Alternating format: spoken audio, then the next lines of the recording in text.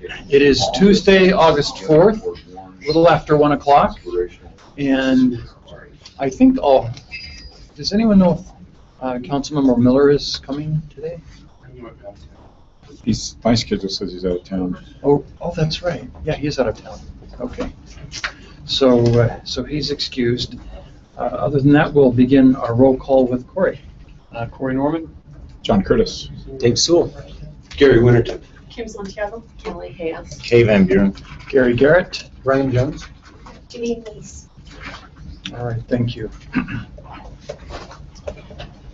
Robbie Lamb from Customer Service has agreed to give our opening prayer today, so Robbie, we'll have you go ahead.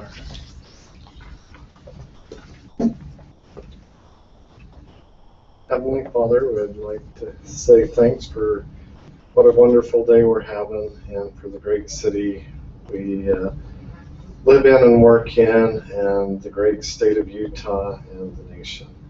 And today we ask a special blessing on the council as they give guidance and decisions on their meeting, that they'll have the appropriate actions to take for the right decisions they're going to make. And we ask a special blessing on the city of Provo and on its leaders and on its employees. We say these things in the name of Jesus Christ. Amen. Amen. Thank you, Robbie. Tell us a little bit about yourself and how long you've worked for the city. All right. I am currently the active utility billing manager, and I started for Provo City back in 1987, and just to give you a funny story about when I started, I first, back in high school, I started work for the city of Vernal, and I came out here for college and decided I needed a part-time job, so I went into the energy department and was looking for a job and talked to the assistant director at the time. And he says, I think we got a job for you. So I applied and they hired me. And the day I started, I showed up and this other lady showed up at the same time. And I said, so what do I start doing? And he says, well, let me get with the manager over here. And the manager goes, well, I hired someone different. So they had hired two people for the same job. Wow.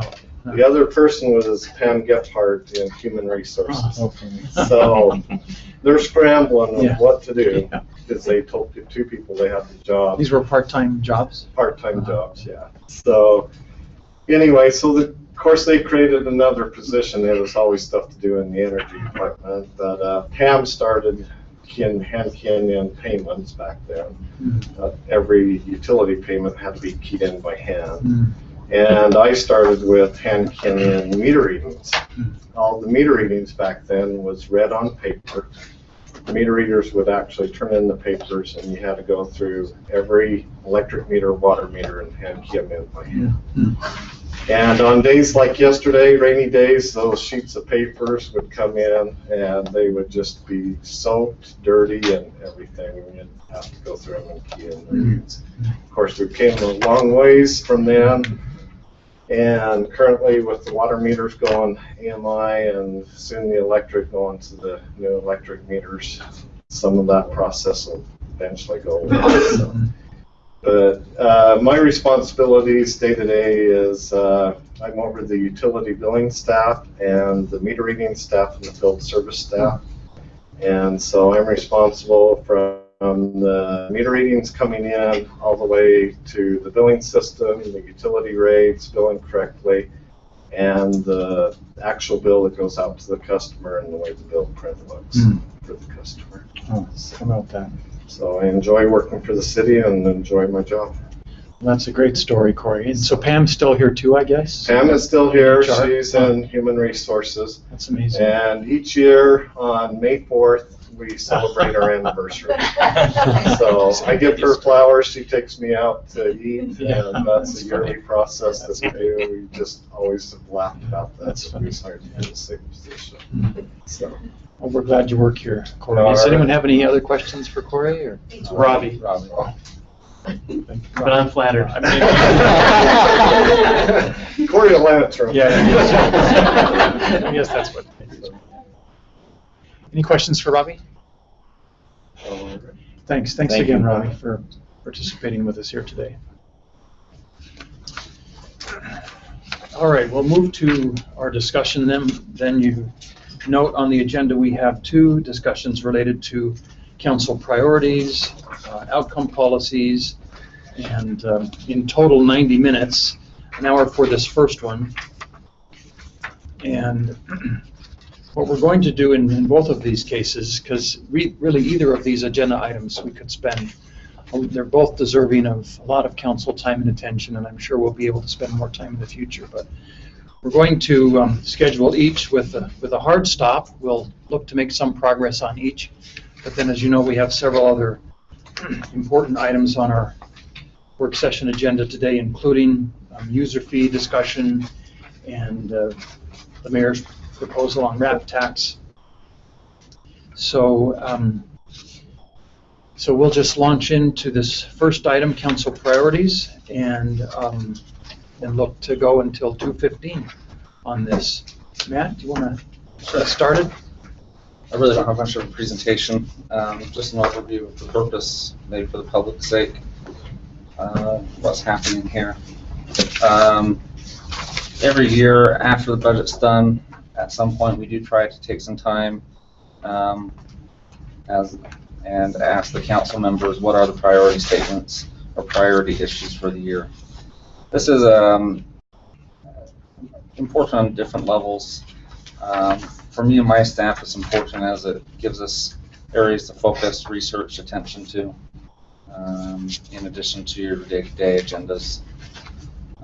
It's also potentially very informative and helpful to the administration, and knowing again where your priorities are.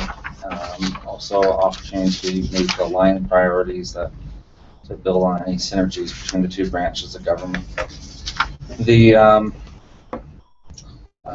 This first stab can really just sort of be an informal discussion about where everybody's at, what's on their mind, where they're thinking priorities ought to be for the coming year, and then allow that to mature until it's the council has a itemized priority list.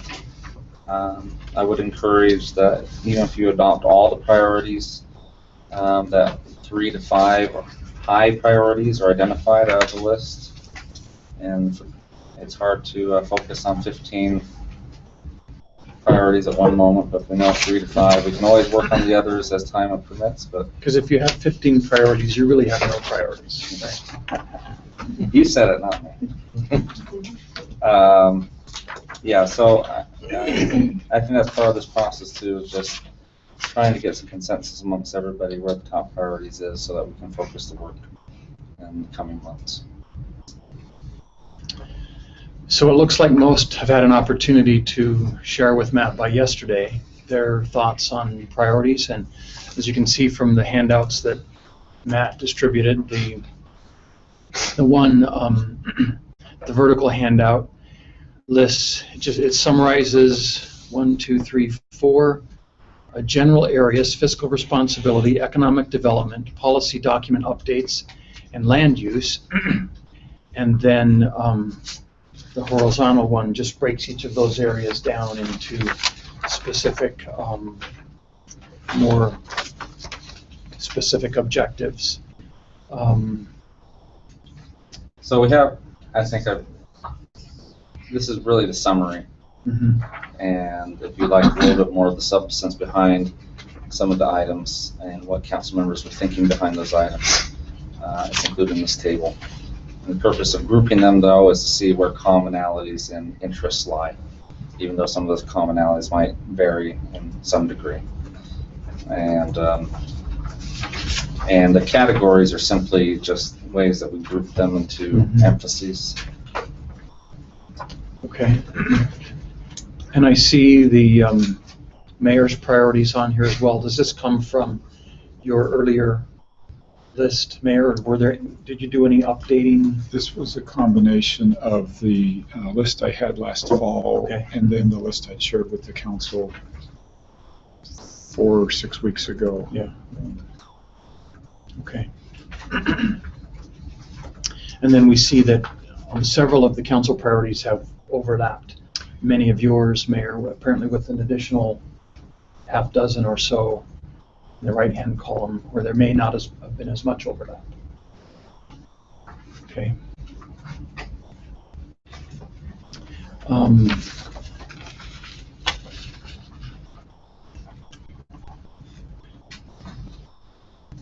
Maybe one way, just a suggestion, is a round robin. Each council member maybe talk about why they put forward what they did. Any additional information, that would be one way to get through this list. Okay.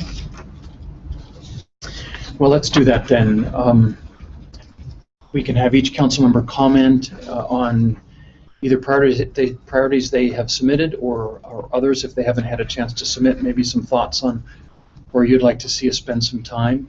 And that can help us get a feel for how we're defining each of these areas. And then after that, we can maybe focus in on common areas and see if we can't land on how we would propose to direct our work in the coming months. So from a personal standpoint, I noted the user fee review. I felt like it's been valuable to have us take a look at these from time to time and see how what impact the user fees have on the residents of Provo and where, and just try to justify the existing user fees and where we might be able to look at adjustments in the coming months. I also noted the review of our Vision 2030 document to make sure that we're keeping that in front of us and that all of the decisions that we make somehow relate to these standards and this vision that's been created for our city. And then I made mention also of the housing, the subsidized housing, and any tools that we might have for regulating some kind of proportion and control of that area. So that seems to be the one that has the priority that has the most in common with other council members. Okay, do you have some thoughts you'd like to share at this time, or do you want to come back? Maybe come back. Okay. Callie, it looks like you had a chance. In fact, I saw your email yesterday and shared some thoughts. What would you like to add to what you put in your email related to priorities? Concerning things that make a city, it's the services that the city provides to the citizens that live in the community. And our infrastructure's got a long time, a long dry stretch. And so the utilities should be major top priority in our city, which we've bumped them up and are giving them the attention. It's just we need to build more of a capital improvement back up, because with the drop in the economy, it impacts the budget in the city. And so we need to really put that at the forefront to make sure that our utilities aren't a surprise increase as we've had to experience with all the upgrades that need to happen to keep our city healthy. With the budget review, it comes in June and it's big. And I asked for a copy, and I got kind of a modified copy. I think as a council, if it's our responsibility to carry and approve the budget the mayor submits, we should see everything in the budget and have more discussion rather than highlights, more in-depth discussion what happens with the budget. And I kind of start that process earlier too. I think the mayor's been trying to initiate that process earlier. And then I think the budget committee has been excellent, that Kim implemented, and those that serve so willingly to understand the budget and help us move along. It's a very healthy thing for the council to have a budget committee to review. With economic development, I've had a lot of comments and noticed online people saying, I don't shop in Provo, and the majority of Provo migrates to Orem, and I don't know if it's to a point where we have so many satellite developments as well as the economic and the development. is that everything has moved to Spanish Forks, Orem, and Lehigh, and further south. I don't know what attack or approach it would be to recover, because there's been a mass exodus from the city as far as businesses go, because they want more acreage, or someone's offering them a higher bid to have their business come to their community. And I think unless we get extremely aggressive and be players in the economic development, that we're going to just be a residential community, and there are several residential communities that are fine, but then it impacts our citizens with the tax fees, property taxes, utility rates, and all the way around in our community. I don't know what the answer is, but we need, it's like I am true to Provo. I shop in Provo, but when we go to Sam's Club, for example, we get there and their inventory is shrinking. They have repeat places on the shelf. My kids go, let's go to Costco. I said, we're shopping in Provo. And we go to Smith's, faithfully, dutifully. But when you want something from like Kmart used to carry, or Shopko, or the general goods that you need in a household, there's really not a choice here. So I just think we need to offer more in our community for the people who live here, instead of exiting to Orem or South City, Spanish Fork, depending on where you live in the city. What's the next item? Balanced mix of housing. Oh, you know, zoning is totally experimental. You try it out and see how it impacts your city.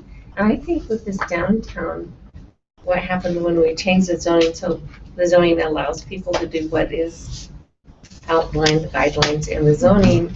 And I think with all of the finance for low-income housing and all of the smart developers out there, Provo has an open lane, so we can go and build what we want, where we want, and it's covered in the zoning ordinances. And for example, I was with my daughter on State Street in Orem, and there's all kinds of housing developing right there in the south of 1230, and they say they have no low-income housing. I just wondered how they escape, so we should look into that to see how we can escape it, and maybe look at our zoning to see if there's more of a tighter control on what happens in our downtown before we're totally just give up and have them take over. So, and then just responsibility to the citizens in our community. It's a hard work to, I don't envy the mayor at all, hard work to run a city. It's like a corporation, but just to have all the citizens be happy. And when they do comment, that we listen genuinely to their concerns. We have a handful of people that are actively involved in commenting to the city. It should be more, should be a larger cross section, but the ones that actively do have pretty good comments and understanding what's happening in the government and giving input and feedback back to the city and the council. Great. Thank you, Kelly. Kim? So as I put these together, and as I've had conversations both yesterday and today with citizens and at our policy lunch, I wonder if it's aspirational enough when it comes to the goals, because there probably do need to be more far-reaching. But I came up with four things that kind of bubbled to the surface for me, and they were, as I mentioned before, things that, as looking at the general plan, looking at Vision 2030, looking at our priorities that we listed at the first of the year, our intent statements. And so these were some things that I feel like have been a priority for us, but that haven't been stated officially. That a few of them anyway. And so one was, I think Mr. Sewell, I can't remember who was in your group when we had that retreat, but you talked about Provo as a great place to raise a family.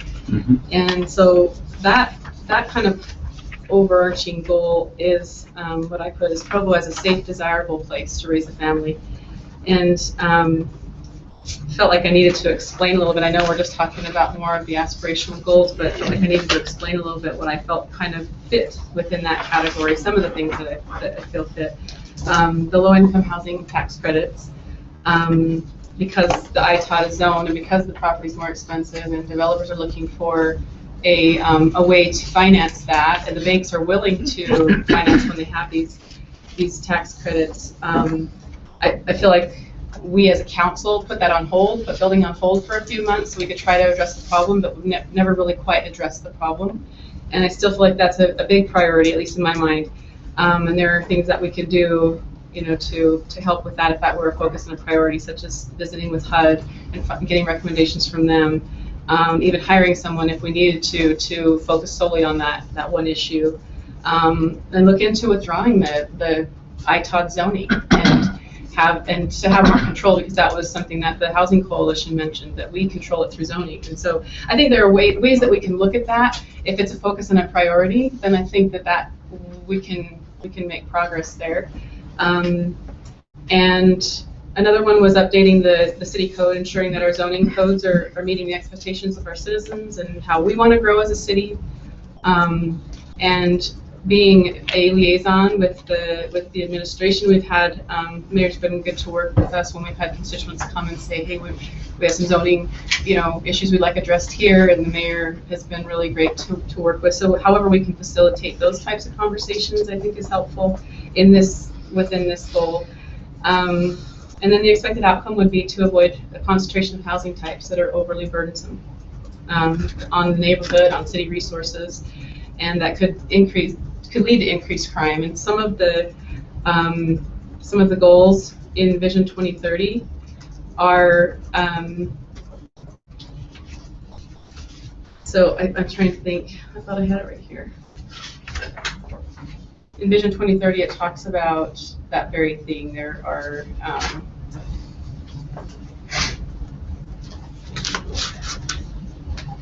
have to find it. I have a couple of versions here, and this is not the most recent one.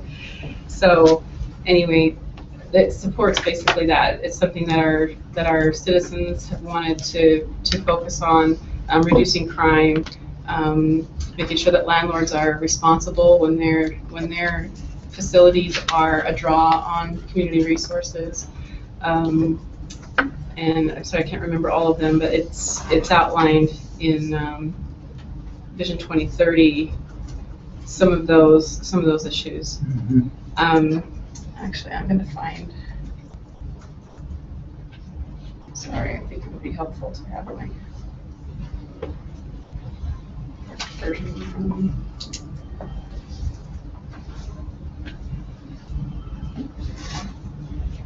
So the Vision 2030's 1.5 is encourage owner occupancy or long-term residency by creating healthy and balanced neighborhoods for schools, businesses, religious congregations, and community organizations.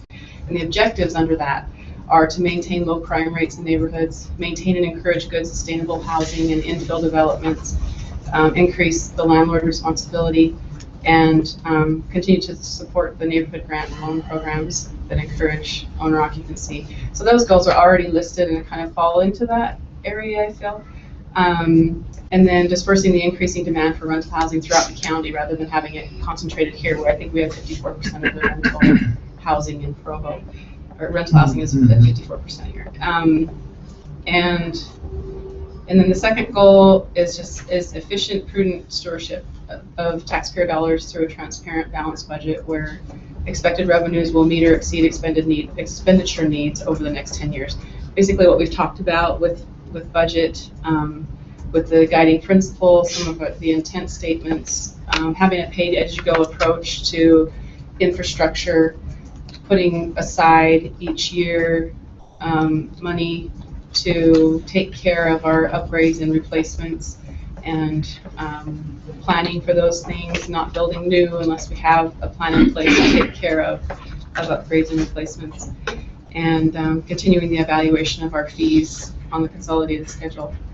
The Vision 2030 goal, the goals along with that is to create and maintain balanced and sustainable financial plans and government budgets that keep taxes and utilities fair and competitive while still maintaining quality. And then the expected outcomes are that our expenses don't exceed our revenues in the 10-year projection in the budget. We establish efficient, fair fee structure, and we maintain an updated, reliable infrastructure by setting aside a percentage of budgeted revenues each year for maintenance, upgrades, and replacements. The goal 3 would be Provo as a desirable place to shop and to start or expand a business. I feel like there is a niche that we could be some sort of niche shopping, right, for Provo, that we could draw people to Provo. And I've used the example before as an outlet mall, because people will drive to Park City, they'll go to St. George to the outlet mall for shopping, school shopping. We have students who, are on a budget, and frankly frugal families that are on a budget that want the name brand price without paying, or want the name brand but not necessarily wanting to pay the name brand price. And I feel like that's something that we could look into. Find out what opportunities are there. Find out what other stores could draw people to Provo. What types of shops? I thought of some on Center Street. Kind of thinking, what would draw me to Center Street? It's a little more eclectic. It's kind of a retro feel, an updated retro feel, and what kind of shops would work there, And there are some retailers, some chain retailers that could work in that area, And how do we draw those people in? What incentives can we provide? What can we do as a council to entice businesses to Provo, to feel like they can make it here, and to have sort of that niche shopping, whatever that is. With the temple coming in, there will be opportunities for. I think people want it. They visit there, but they want to eat as a family. So having family, style restaurants, and having even fine dining restaurants in the downtown, having bridal supplies, and those types of things that will be a draw. There will be weddings. There will be certain things taking place there where people are going to need things, and if they have to go to another city to find some of those basics, I feel like that's something that we should look to provide here.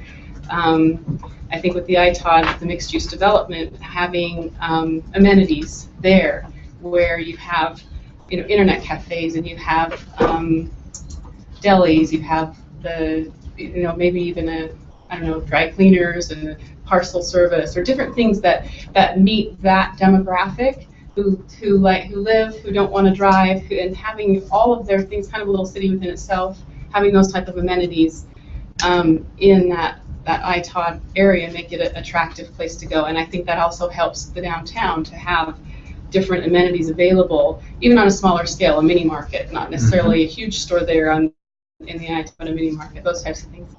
And I'm kind of getting down into the weeds on that. It's not really an overarching goal, but that's where I feel like the economic development, let's bring something that makes people really want to come, and let's provide services that they're going to need when they're here.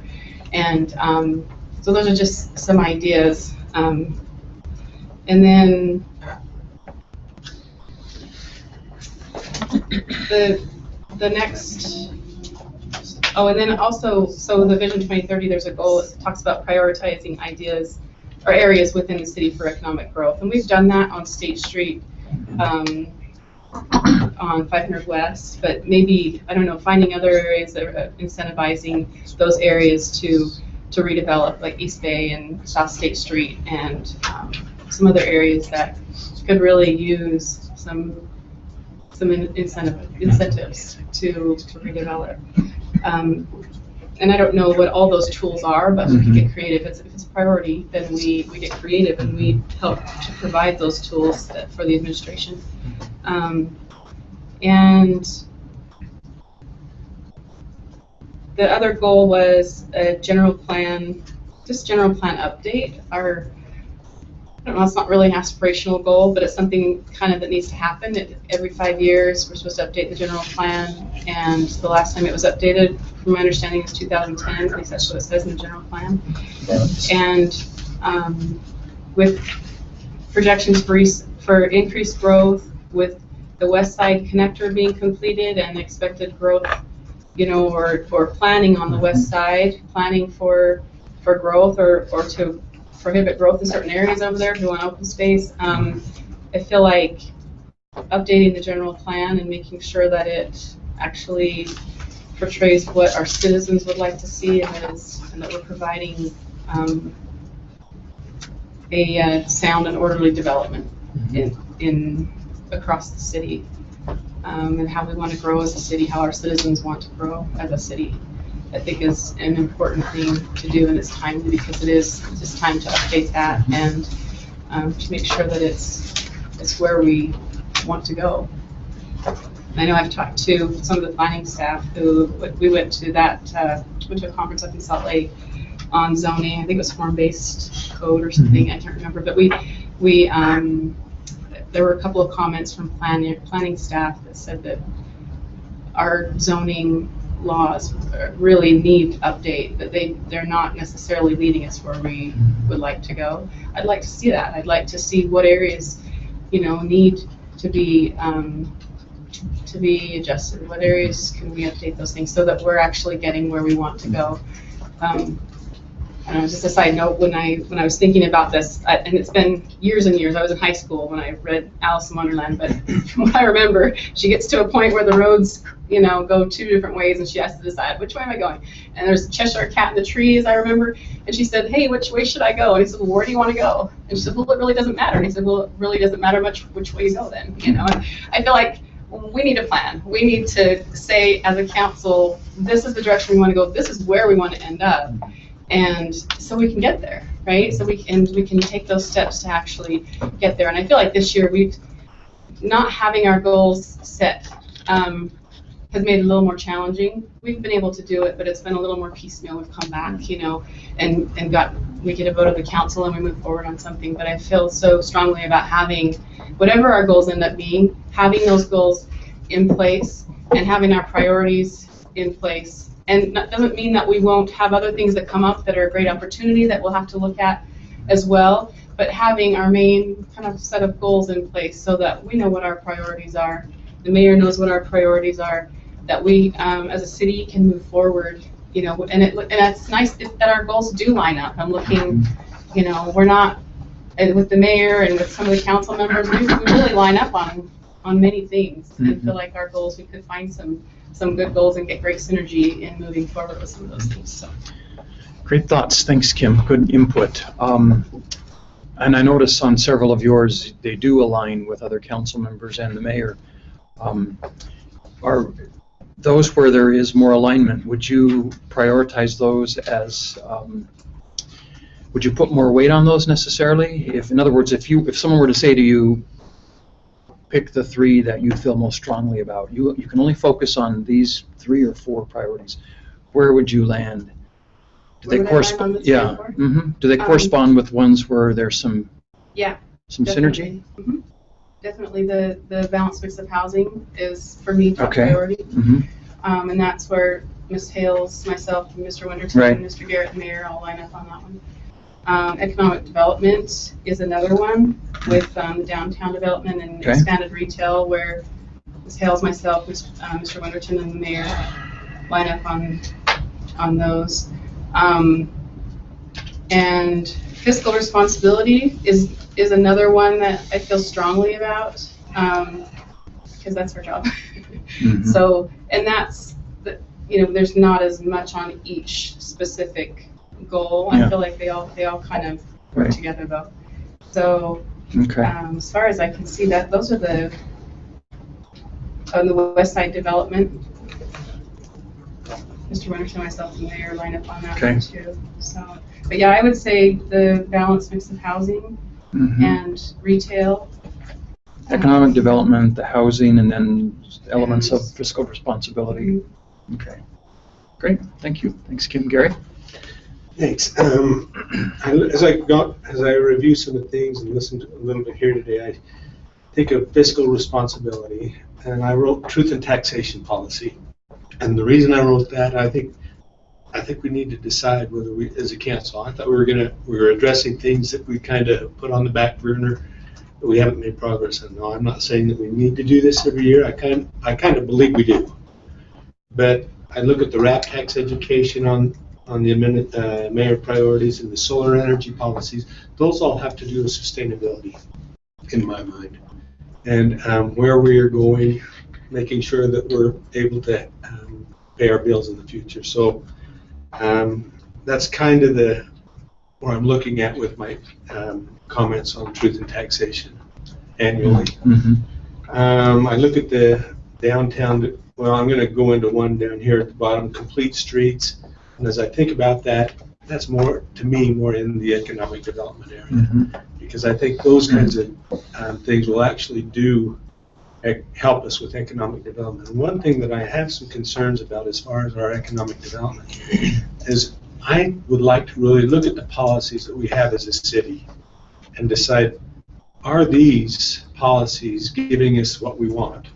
And if we need to adjust some of those, I'm wondering whether we need to do more of a redevelopment agency, a redevelopment district. Is that really something that we want to do? And where we've only got one in the downtown area, I think, right now. Do we need to do more out in the East Bay area, in the shops at Riverwood, where we want the retail? Are our policies actually are we in place for what we want for our retail? Do we want to go out as a city and buy property so that we can develop it? Is that really one of our policies? People say, why isn't Provo doing anything more? And I struggle with that comment. What do they want us to do? Go out and raise the taxes, buy the property so that we can get more taxes? I'm a little confused. I need some direction on the policy. I think we need to make some decisions as a council on what we as a city actually can do. I think we need to, I want to continue on. Mr. Miller and I have been working with our staff on policy governance, and I think that's an important thing to continue. We started this a couple of years ago, and trying to set in place the policies which will allow us to govern the city and the administration to do their job. I think that's a critical thing that we're dealing with. I want to look at the west side a little bit more. We don't have a lot of room to grow except there. And I think as we look forward to the west side, I have right now we're getting a few projects here and a few projects there, and I think we need to capsulize a vision for the whole side there.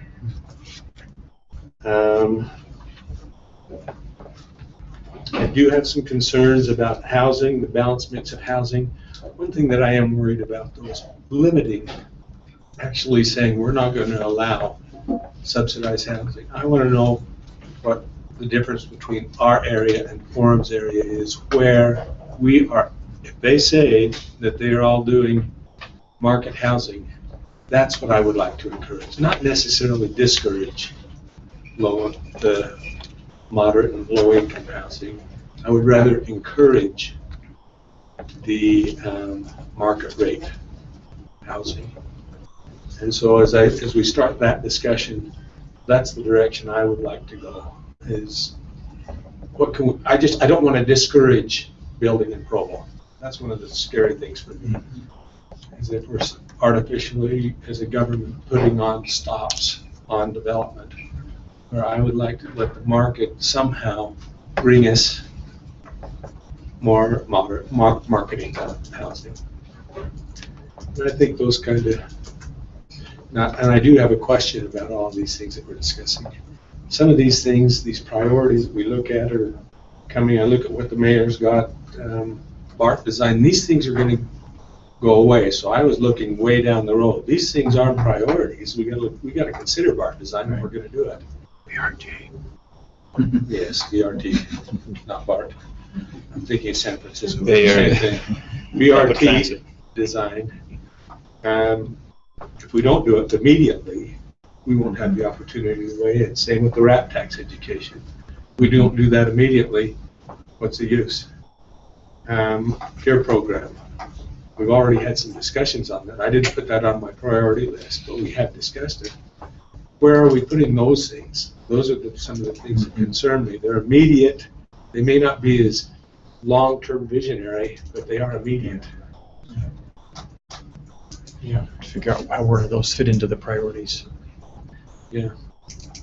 Great, thanks, Gary. Dave? Well, I'm sorry I've been vacationing and traveling while the request came in to provide input here, so I didn't get mine in time, but I have been thinking about it a lot, and I've sought input from my email list and done some social media posts seeking feedback as well. So I have picked 5 priorities, and they're almost all on here. The first one I picked was under the land use, Provo West Side Development. I picked that because of the, I think it's urgent to figure out what we wanted in that area and communicate that to people who are interested in potentially developing Can you there. speak up? We can't hear at all back here. Oh, sorry.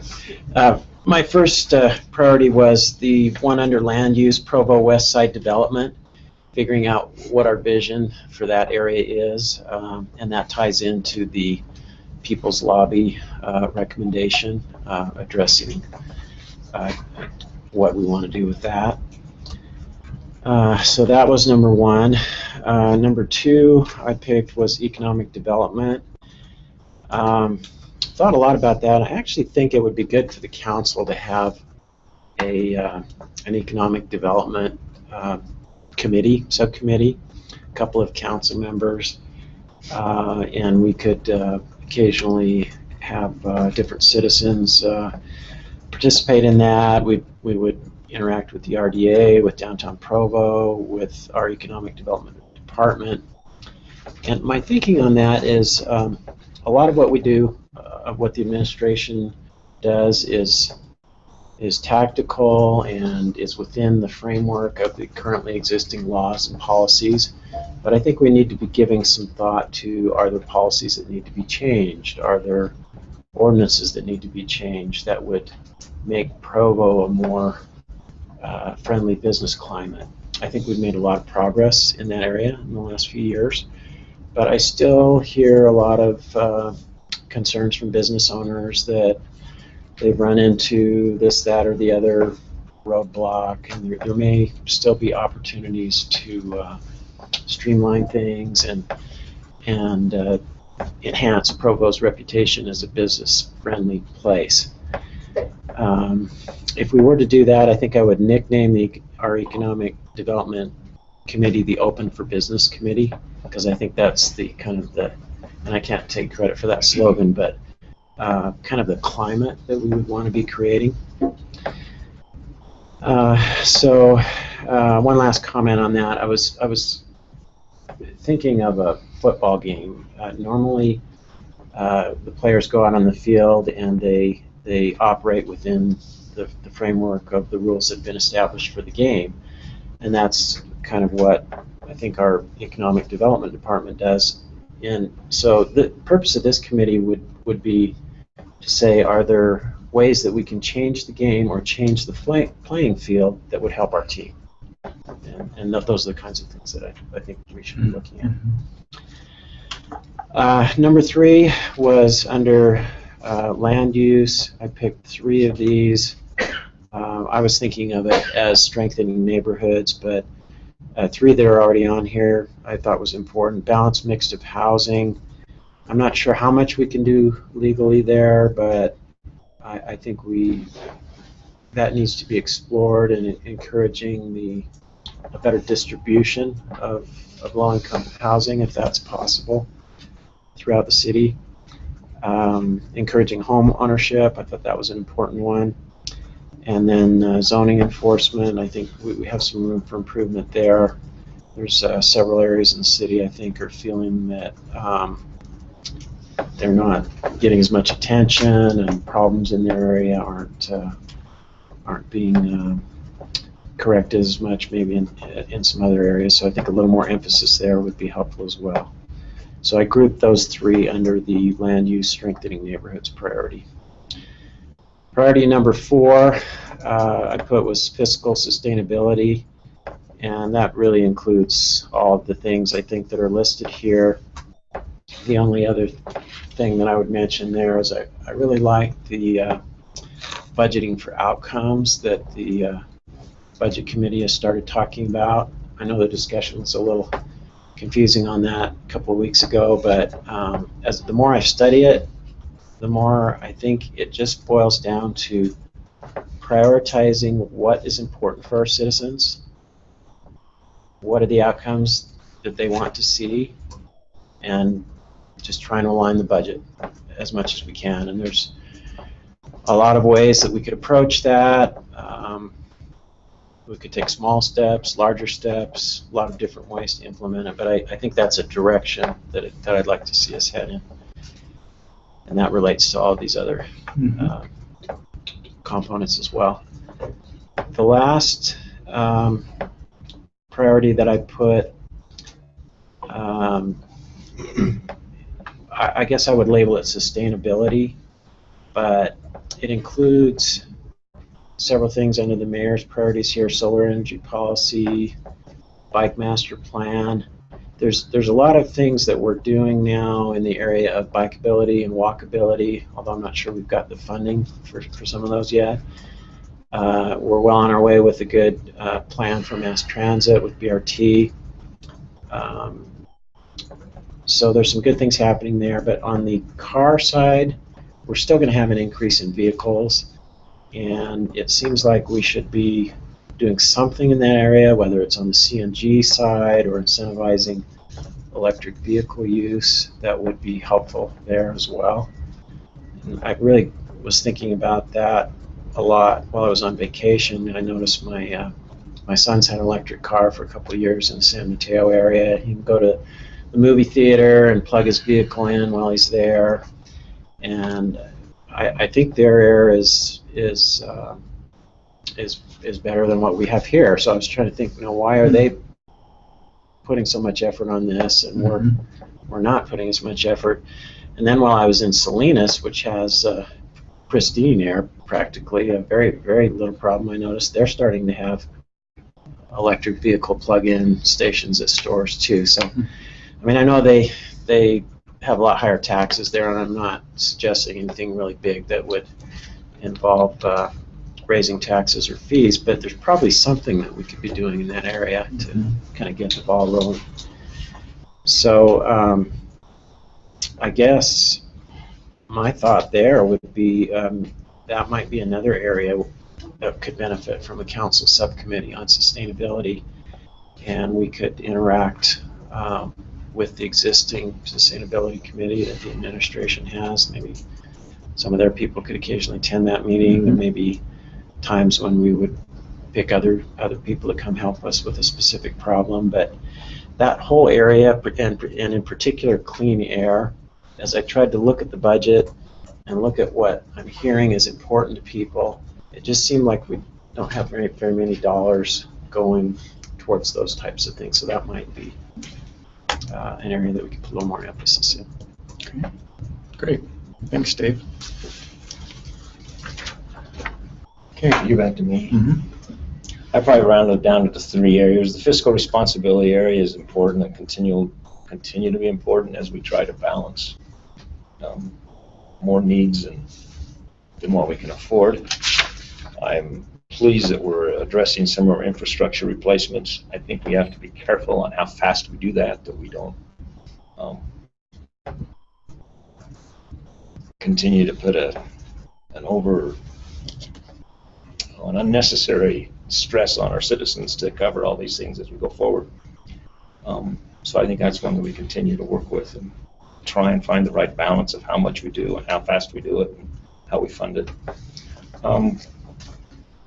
I would like us to spend some time to continue to work on the policy documents, probably more specific Vision 2030, and try and see how we at this council can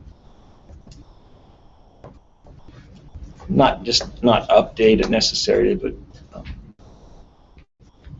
make it part of our philosophy as we go forward. The last one I have emphasis on is the land use, and many of you mentioned the Provo West Side development area.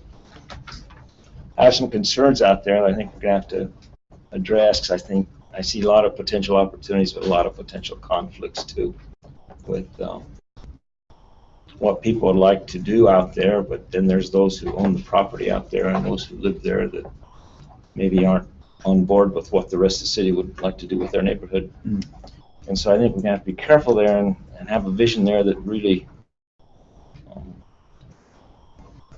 brings the residents of that area on board. There's lots of things. We know with the West Side Connector, we've run into some things where we've had to use eminent domain to get some property. The airport continues to grow, and that concerns some of them. As we have a vision for development, I've been torn with how do you develop in an organized manner but not make it look like, so I don't mean to make anything bad, but Southern California suburban. I don't want it just, I know there's big builders that are coming in and big developers, and they get a master plan for 3,000 units. And how do we get that kind of development, but not make it look like just a sprawl of? And I think we've got to work on that and see how we can do that. As we talk about preserving property, I think that's going to take a lot of work to figure out the balances, preserving property and property owners, how they get compensated, and why preserving it for a garden rather than development. And I think there's going to be a lot of things to look at there, and eventually I'm guessing we'll probably be looking at a freeway exit over there somewhere too. That'll come up, that'll impact. Yeah, sorry. Been down that road, huh? There's nothing that makes me say that besides as we grow it'll be necessary. And so that's going to have a major impact on residents there too. And so that's probably, as far as land use goes, that's my biggest emphasis, is how to vision that, but then balance it on the needs of the community, but then the rights of the property owners that live there. So those are probably my 3 areas. Okay, great. Thanks, Kay. All right, well, it seems that council members have clustered clearly in some areas of economic development related to expanding retail and making sure that we can continue the downtown development under land use, the west side development, and then continuing to find ways we can address the right mix of housing in our city. And probably harder to put our finger on a specific issue related to fiscal responsibility, but something in that area that we're all concerned about, and how we can make sure we execute our duties there in the right way as well. So I know Kim has taken notes and I've taken notes, and we want to make sure we have input from Mr. Miller. So we'll look for that, and then maybe we can, based on where we've clustered, we can come back with some overarching objectives related to these areas, and then look to, from there, fine-tune with each priority what action steps we could take, and bring those back to our next discussion. Any thoughts about that? That sounds good. One other thing I was going to mention, we're calling this council priorities, but I think ultimately we want to get to mutually shared goals between the council and the administration in most cases. I mean, there may be some things that would just sort of fall more on the administration side than others. Maybe we wouldn't be involved in those, but the really big things that are going to require emphasis from both branches, I think we want to get on the same page there. And clearly where we have that synergy now, that would make the most sense to focus on those areas. I appreciate that comment and what you're saying. And with that in mind, Mayor, would you want to comment on some of your priorities that you've written down? But it's not my. Would that be all right? That'd be great. Thank you. I really enjoyed listening to this dialogue, and I think one of the thoughts that keeps going through my mind is I'd hate to eliminate really anything off the list, and I'm not convinced we have to, actually, and that while you may have some that rise up, some of these are actually quite achievable and don't need to be a high priority. They can just be done, if that makes sense. And so it might be, as we look at these, that you do shape up top priorities, but not really drop anything off the list as far as, well, there's no reason we can't go do all of these. And it would be really interesting to sit down and dissect each one of these. What needs to be done? How simple is it? It may be simpler than we think on some of these.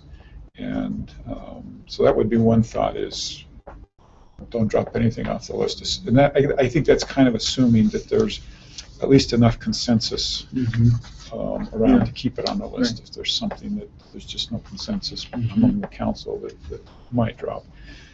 It's interesting, the retail discussion that you've had just so briefly reminds me that when we did Vision 2030, retail was not much of an issue in the city. It wasn't talked about the way it is now. And it was really not, I don't think much thought was given to it in the Vision 2030 document. And that may be one place to start with the Vision 2030 document is, do we want to redefine our emphasis for retail?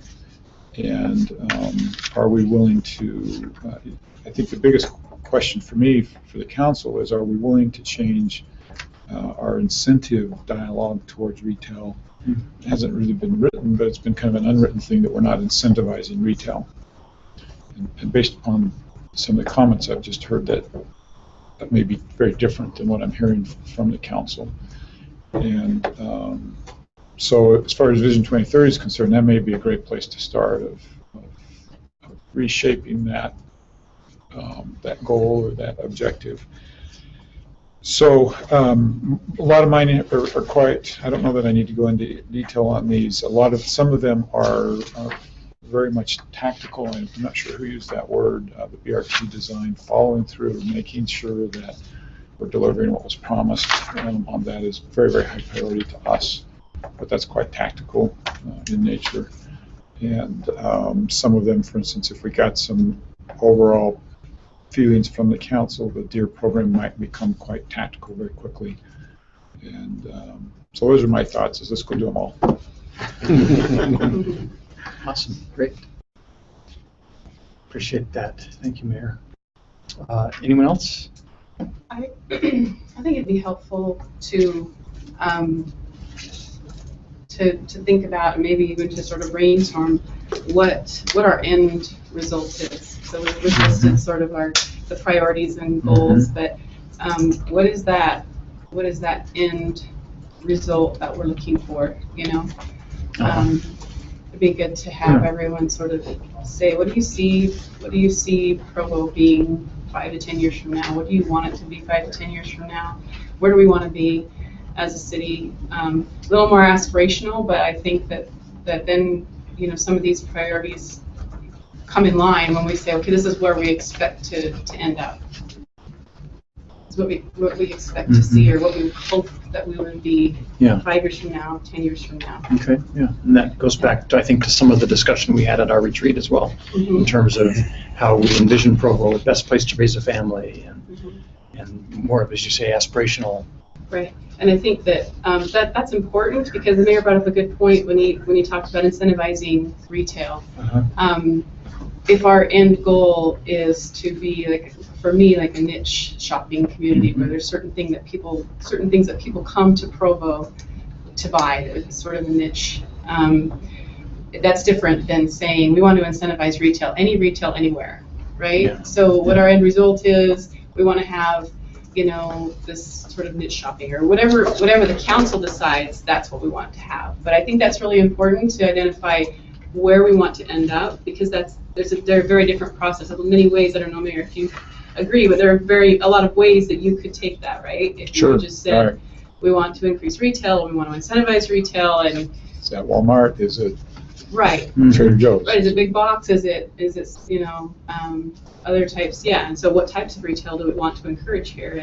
And I looked through when retail strategies came through, and I sent them an email, and that's kind of, I looked through what I had sent to them back then, and I think that if we have kind of a vision of what we see the city being, and what our residents want our city to be in 5 to 10 years from now, I think could be a very different picture than just stating our goals up front. This is what we want to happen. So I think it's really important to catch that end result. Where do we want to end up? And having that more sort of like that high level aspirational, these are the outcomes we'd like to see. And then giving the administration some flexibility to help get us there. Okay. I feel like so far our goals, and I did the same thing, you know, it's more specific to priorities that we have, but maybe we could come up with some aspirational things that actually encompass this, and where we want to go, and what we want to see, and how these play into that. If that makes sense. Sure.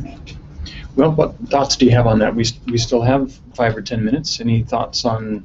I'm going to ask a question. To kind of put that in context of these priorities. with that in mind, the fiscal response, you think of fiscal, okay, economic development, I'll go to economic development. Are you looking for a statement that says we would like to have more, again, tax income, or are we, because you're aspirational as far as a niche. Niche shopping is a little bit lower than we need more sales tax income.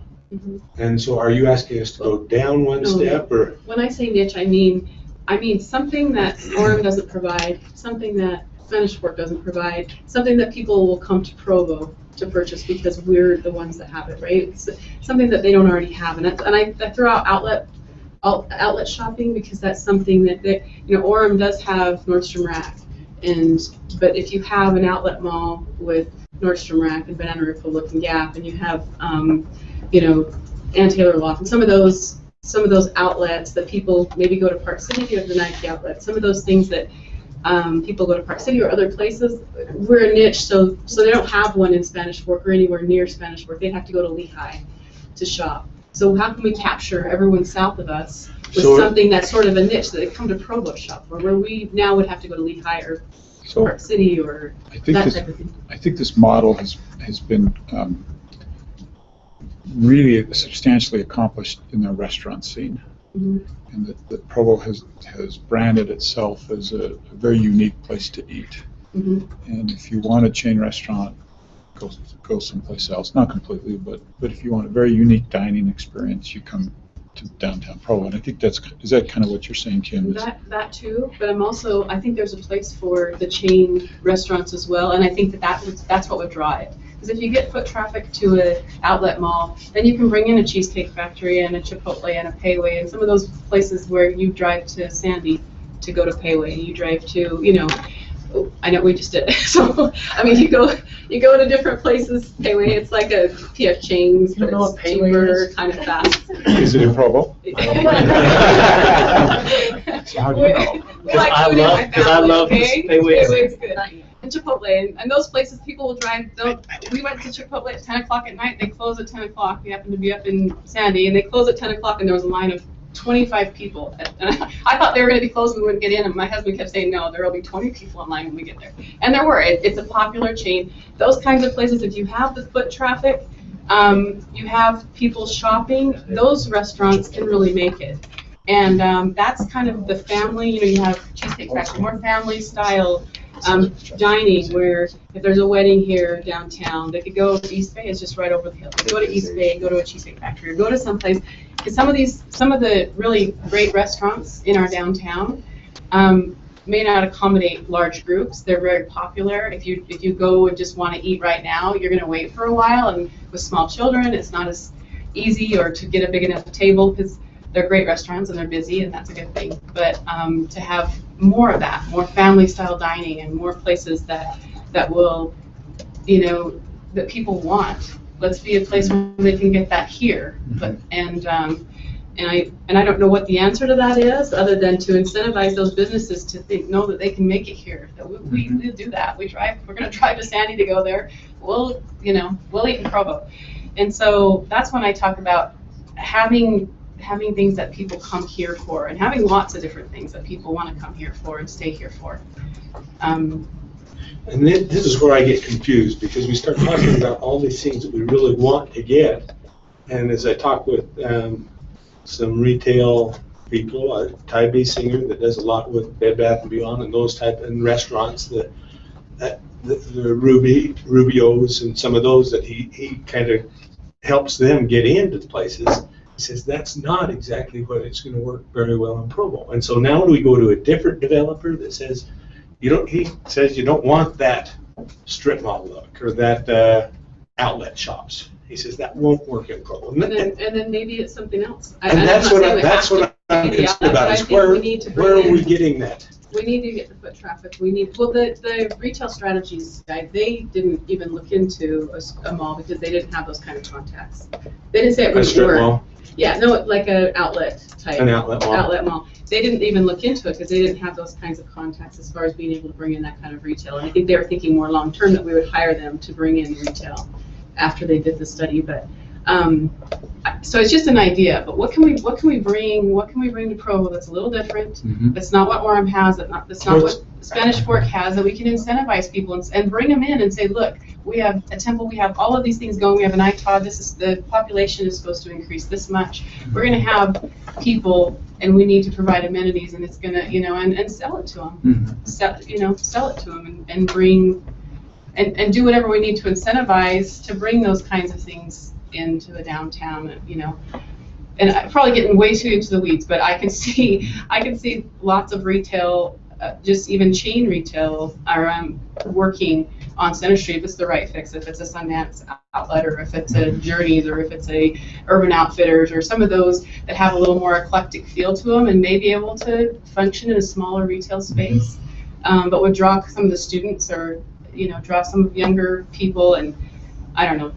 And I agree with you, Kim. That's why I was wondering where our policies are. I think we're going to have to partner with we need to have partner with economic development. We have to have the policies in place, and we have to partner with the developer. And I think those are three key things that we need to work together with. On this topic, what I would suggest is a work session where we invite economic development to come and talk about where they've been, where they're going, what help they need, what's lacking from the council, whether it's funding or policy, and is that in harmony with what the council is trying to articulate here in this discussion? And that would probably be a good, healthy work session discussion that could start some of these things moving forward. Okay. And the end goal being bringing retail sales into our city, so that when it comes to some of our infrastructure, we can pay with it is one of our large sources of income. Let's buoy that up how we can. Let's make sure our policies are in place that help the administration when it comes to those kind of negotiations. Remember, we've had almost an anti-retail philosophy for many years as a city. Anti-retail for? Well, we wouldn't incentivize for it. Jobs were more important than retail. These are all things over the decades that Provo has been saying. But it's interesting because I think jobs are very important, obviously, but the downtown, if we are just office buildings, that takes away from the interest and the entertainment and the, you got to have a mix, I think, of office buildings and places to go and things to do and things of interest, especially we're going to have crowds with the temple. We're going to have, we want to bring in retail that is complementary to that people will look forward to coming down and staying to eat instead of driving somewhere else to have dinner afterwards, or to have their kids entertained while they're inside, or whatever it is, having child-friendly amenities as well close by where people come and stay, and it's a good place to be while they're waiting for a little bit, or to have family time. It's a great place to be. It's got a great feel, and the downtown is really moving right now. It's a great time, I think, to hop on that and have some synergy. Well, as we hone in on the right priorities then for economic development, we'll certainly include that, Mayor, as for a future work session, to have them come and report to us, and all of us be thinking as well, to Kim's comments about vision and aspirations for the future of Provo, what kind of vision you have, and so we can include that in this discussion as well. So. And another thought is, if our vision, which I've heard a lot, is to have the young professionals have a place, where they near transit. And this ITOD, I think that was initially the idea, was to have young professionals have a place to live downtown, have amenities for them downtown, use transit where they don't need cars. If that's who we're trying to draw to that area, then we need to have things that will draw them. Professional development. We need to have some places meeting spaces where they like to, congregate, or social places. If that's what we're trying to draw there, then I think we have to have a plan to draw them there. They're not just going to come because because we want them to, right? And if we have, that's where the low-income housing tax credits come into play. If we have a high concentration of that, that's going to be harder to draw. because we already have a concentration, right, in this area, in the same area. And if you have too much of a concentration of one housing type, then you may not get what you're looking for, right? And it's not that we don't want low-income housing tax or low-income housing or moderate housing. We have that. We have an overabundance in this area, and so making sure that we're spreading it out, and not just within our city, but within the county. If there's a way that we can spread it out so that the neighborhoods aren't overburdened, our city services aren't overburdened, and we're actually creating a downtown that people want to come and stay, that's safe, that we're not creating a situation where it could be unsafe. And it could, it could be a big city with big city problems. If we have, a lot of high density near the train station, and yet it's not the density that we were hoping for, right? And people who are with buying power, and people who, if there's a mix of that, that's great. If you have low income, you have also, different housing types, and I think that works. But if we are concentrated with the low income, it's not going to be what we envision. Right. Dave, final comment for now on council priorities, and then we'll move on to intent statements. Okay. I think that'd be a great work session discussion, by the way, to have economic development come. I just would encourage council leadership to give serious consideration to spinning off a couple of committees on some of these problems. I think big problems and big opportunities that require sustained effort are difficult for a legislative body to tackle in 1 or 2 or even 3 work sessions, although we may make a good start on it. Committees work well in the state legislature, and my experience so far as a new council member, you get a couple council members that are focused on a problem, some support from council staff, administration, people coming in when they need to, citizens experts involved, and things start happening. That's a great idea. Yeah, thank you. Good input. All right, and thanks to everyone. Let's move then to our next discussion, which is on the council outcome policies and budget intent statements. We have 30 minutes scheduled for this. Matt, do you want to kick this off again? And, this is a follow-up to your adoption of the guiding principles as presented by the Budget Committee. We also presented several intent statements for your consideration. Those intent statements are in your materials.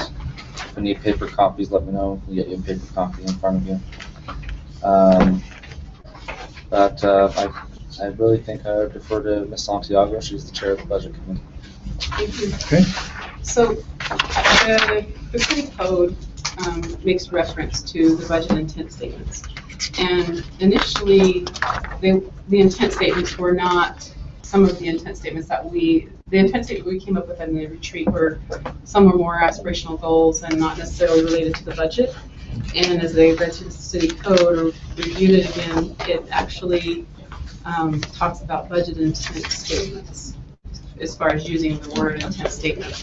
And initially, they were statements that were given to the administration that these are the things that the council intends to see happen with the budget this year.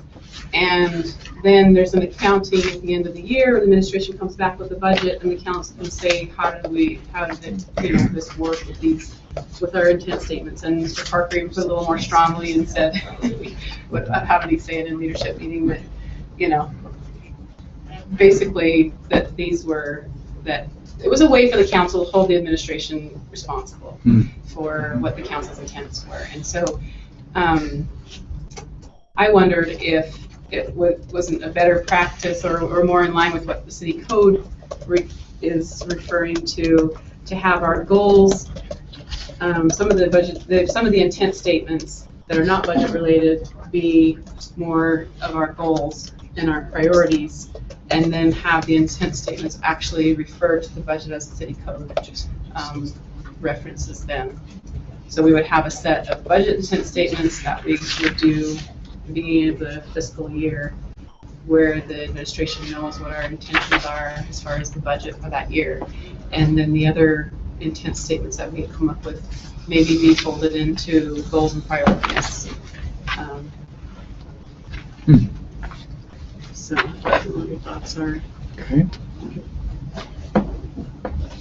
Brian, do you mind pulling that up on the city code and just reading that one part, or I guess I Sure. It's, let's see, it's in chapter 3.03, which is the fiscal policy and procedure section. And in 3.03.080, entitled City Budget Process, in subparagraph 4, it says, the municipal council may include as part of the adopted city budget, or as a separate document, policy intent statements to clarify the purposes and objectives for which appropriations were made. And so, we talked for a while in leadership about the fact that as far as trying to use common language and have a common definitions of terms, that as used in the code, a policy intent statement, that phrase means a statement attached to or directly describing the budget that states what the intent of a certain appropriation was for. Which isn't to say that you can't have other kinds of intent statements or have something that we have previously called intent statements and call it something else so that it's not so confusing.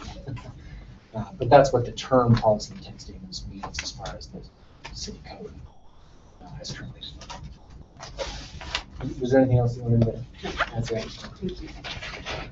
So I just wanted to get feedback from council members to see what your thoughts are on having intent statements be directed more to budget items, and the other intent statements that were drawn up to be more focused on within our goals. And we actually have already sort of put those in our goals anyway. Some of these same ideas have been folded in our goals and priorities. Okay. How do council members feel about that? Any input? So is the question whether we should develop a specific set of intent statements that are tied to a particular budget? So we have three budget intent statements prepared that we can look at, and if we wanted to add more intent Those are the, statements. just to review, the structurally balanced budget initiative, Mhm. the general fund capital maintenance fund, and the framework for fee structure and evaluation of fees. Okay. And these are intent statements that we have not approved as a council yet. I think they've been confused with guiding principles, because in our meeting 2 meetings ago, we talked about guiding principles and the intent statements, and we passed the guiding principles but didn't address the intent statements, and there was some confusion about what each was. And so I think it's important to talk about the budget intent statements to see if they fit what the council would like to see this next year. If there are things that we want to add to that, then we could add. We could also add to that. And then the other statements, one was, I think, Mr. Miller's statement, and I remember, I guess we should probably just look it up. Mr. Sewell's were not budget related. I can't remember. I think there were 2 or 3 that were not budget related, but have actually been addressed within our goals and priorities.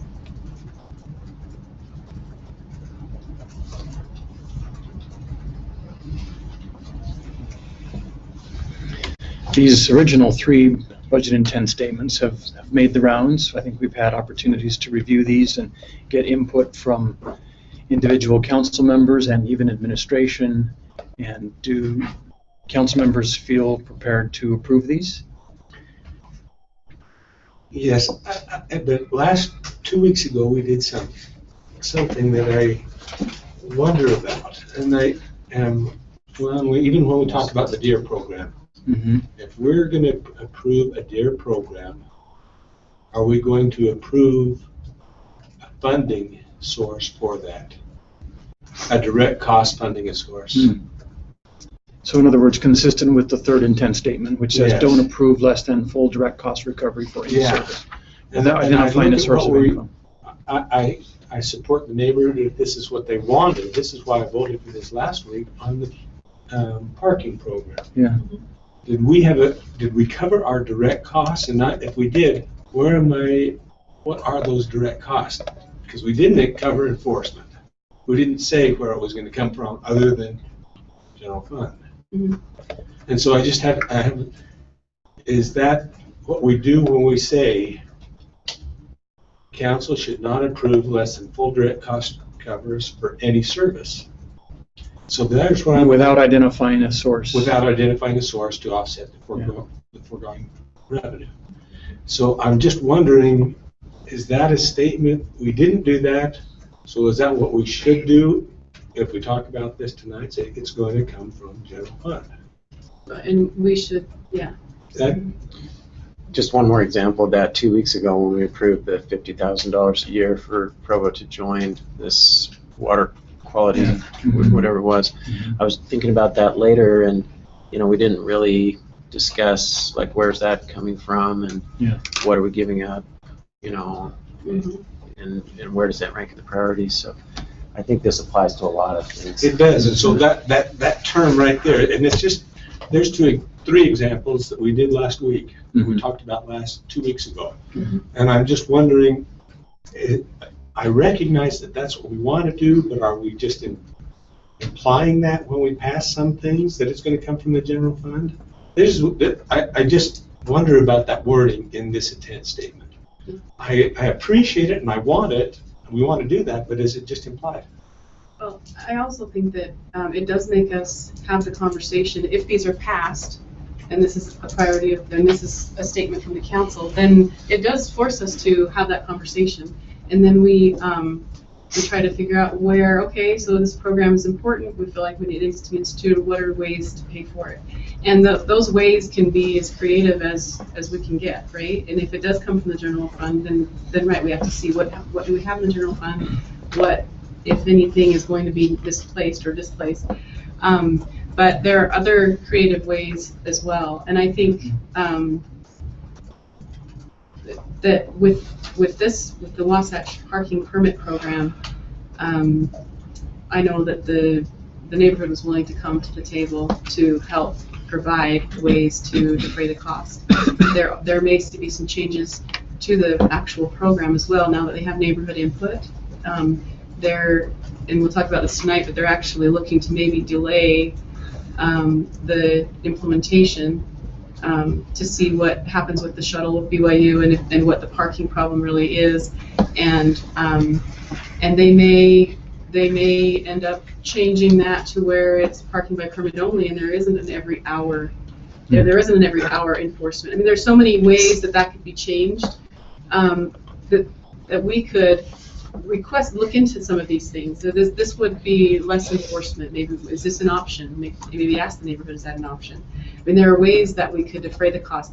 Other neighborhoods have a similar plan in place, and their enforcement might be very different. And we've talked to the Pleasant View neighborhood, and they have a plan in place where the neighbors put notes on the car, and they've been very successful in doing that, and it really defrayed the cost of enforcement in that neighborhood. So I think there are ways, if we have the conversation, right? If we have the conversation to figure out, is there a way to defray some of this cost, and how do we do that? And then if there's not, where does it come from, and what are we willing to put towards that? Yeah, I think I interpret that the same way, Gary, that we are prepared to have the discussion and identify options and have the administration help us work through some of those and give us confidence that we're not writing so we don't open have checks.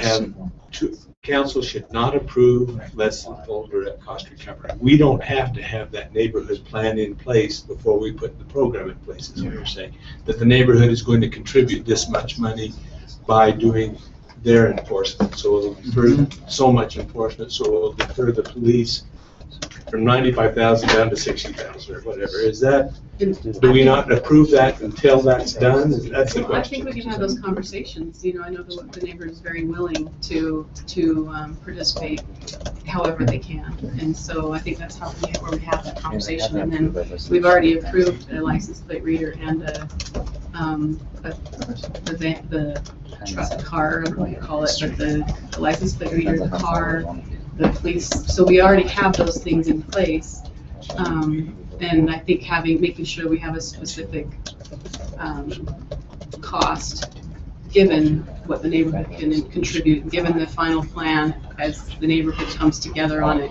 With this particular issue, we have part of the neighborhood who petitioned and really wanted it, and then another part that's not as affected, and some didn't want to be involved, and so, you know, and so there was some question of whether they should wait and see what the problem is, and others wanted to do it right away. So I think when they actually come together as a neighborhood and figure out what that plan really is going to look like, then we have a better idea of the cost, and then we can talk about ways to defray the cost or pay for it, or and what we're willing to do.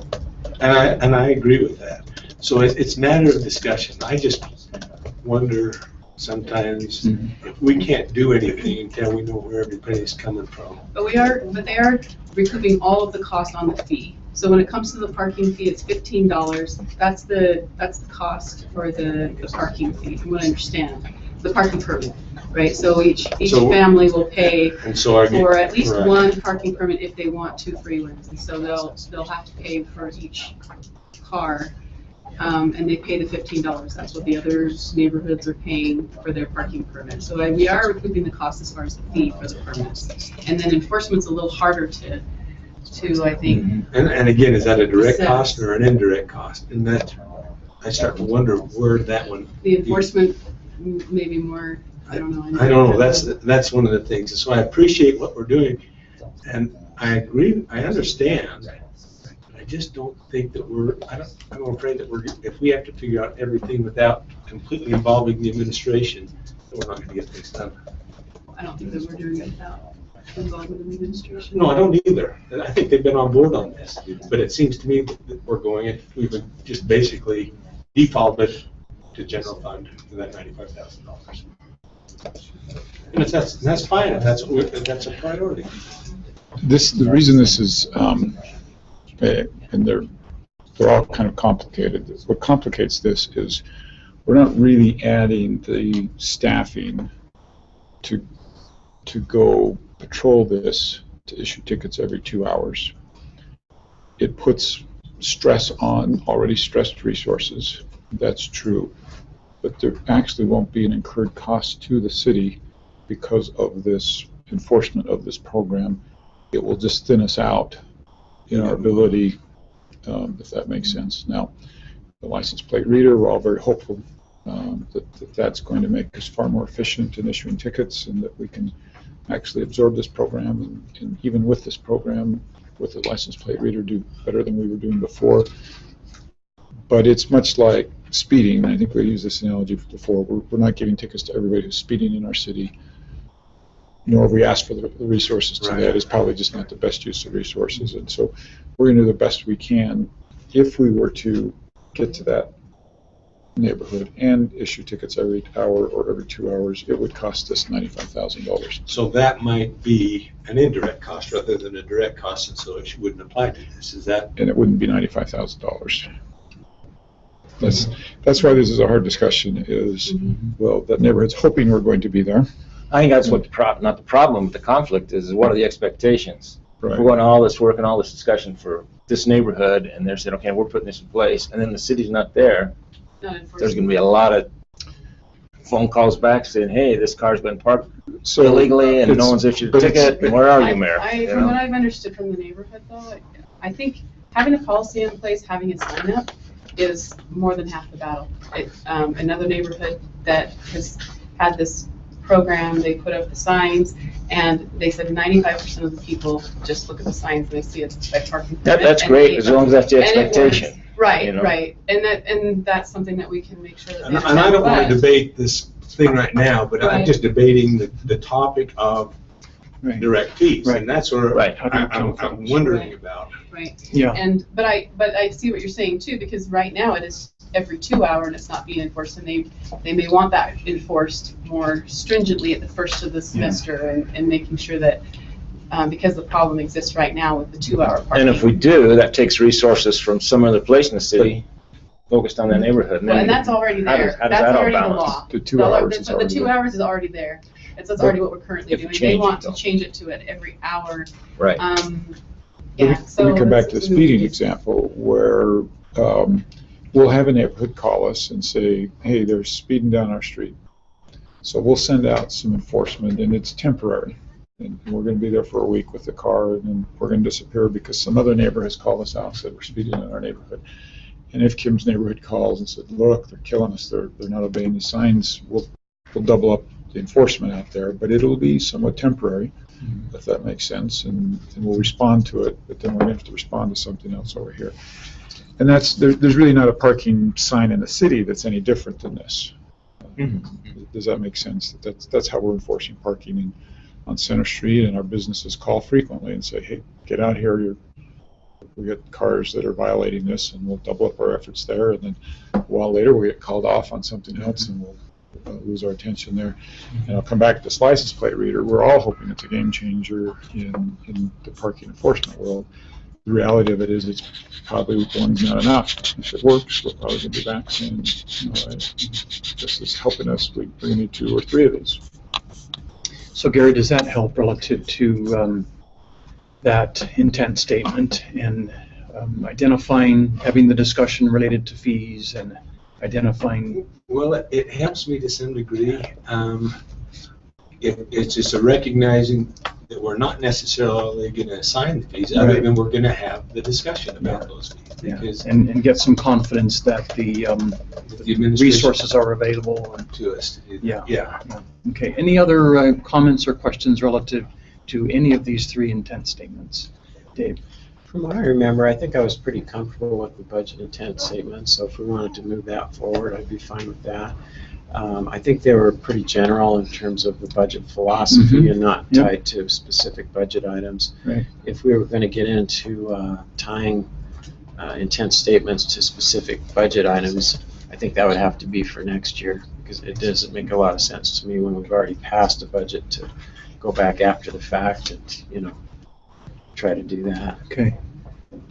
I have one more question. Just capital reserve account. As I was sat on that committee, I thought that was basically our capital improvement accounts. Is that?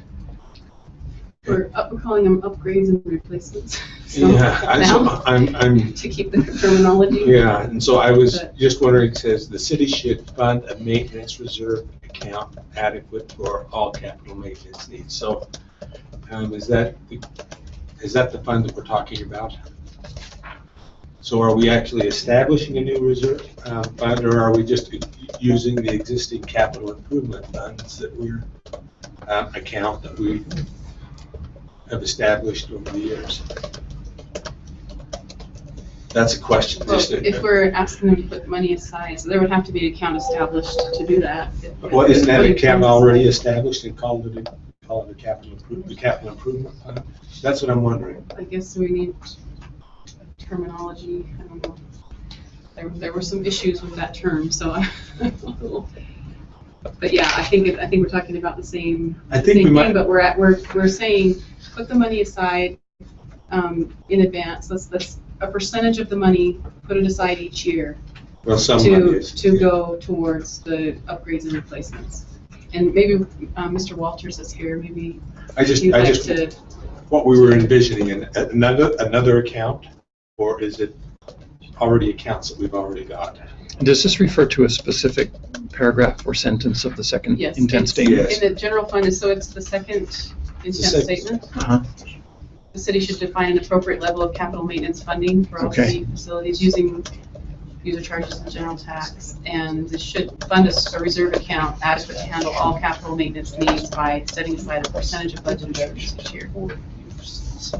I was kind of the opinion that we were still just using the fund. We're not actually creating a new fund, but we are putting some money away each year into that. And help me. Am I wrong? Is that what? I don't think the budget committee had strong feelings on whether there be a separate fund. I think that's a question for the budget office as to whether or not, however they find it easiest to manage it. But the notion is that it be set aside each year. It's something be set aside each year. Okay. And are we not doing that to some degree right now? That's the question. You haven't been. Well, isn't it called a capital improvement fund? My understanding is that the fund exists, but that we haven't always been setting aside each year into it. Denise, Denise, do you have any comment on that? So, I mean, there's been a there's been this question about operations versus capital improvement. So Parks and Recreation is a good example where there has been some money set up aside for capital improvement. And in the 16 budget, we're actually to $375,000 up from 75, right, Scott? So we had 75,000 in there for fiscal 15. We went back to the recreation center and we combined their building improvements or building needs over the life of the facility, and we took the needs for things inside the building and combined them. So we're setting aside, the number yearly is $375,000. And where are you setting it aside? And that's budgeted in the division, in Parks and Recreation division for the recreation center. Okay, so it's not in a separate new fund. It's not in a new fund, and it can be carried over, and if it's not used, because Scott will have the need to use some of that, but he also may not need to use all of it. Maybe everything won't fail. That plan's not perfect. It's just this may happen. Then he can move those funds from year to year. He's going to have more needs 5 years from now than he has in 16. And So those funds can be carried over for that facility. As far as the budget committee is concerned, that works just fine. As long as you can set aside the money and carry it forward from one year to the next. Yeah. Is that going to be department by department then for other departments, or is there, or with other departments? Other areas. Differently with a. A good example for in bigger departments such as Energy and Public Works Division, where they have a lot bigger dollars, they've had contingency funds, which is similar. They keep those in their capital improvement funds. But Scott's going to have more day-to-day stuff, maybe like a treadmill, which those aren't cheap, that he's going to need on a day-to-day basis. So that's where his is right now. In water, their contingency or energy is $1 million. It's a lot bigger. And so some of the bigger funds, the public works funds, energy, theirs is in their CIP or their capital improvement funds. For this, for the recreation center, it will be in their division. What about, down in capital, in a capital area. okay. What about like the cemetery? They kind of paid to go. We did a revenue bond for them. We did that because it was a big. Cemetery has had a project called and- Cemetery Improvements in the Parks and Recreation Capital Improvement Fund. And so they have their own. Yeah, and then there's a perpetuity that they get. At one time, they got 25% of the cemetery fees that come in that we divide, and that went into the Cemetery Perpetuity Fund, which is to just use for exactly that when they're needed to do the improvements. And so there is a fund called Cemetery Perpetuity that kind of does that same thing. To be clear though, too, I think what Kim's talking about is the bond we just did was for expansion. Right, yeah. And not just for upgrade. And all of that is being housed in the CIP because it was a revenue bond, so it doesn't even come through. Yes. Okay. And that's the only. I appreciate what we're trying to accomplish here, and I thought we were kind of already doing that when we say maintenance reserve account. And so it's just so we have that money, we're putting money in it for the maintenance, and that's fine. That's what I bring that up to the council because that's what I understood. Right, just to make that clear. Yes. So, Mr. Sewell, you said you would be happy to see this moved forward for council approval. It actually can happen here. It doesn't need to go to a council meeting if you'd care to make a motion relative to the intent statements. Okay, is the budget committee looking to move that ahead? We're ready to go. I'll make that motion. To approve the intent statements? Yes. Okay, is there a second? Ms. Santiago, thank you. Those in favor of approving these three intent statements relative to the budget, please indicate. And that vote is unanimous with Mr. Miller absent. Great, thank you.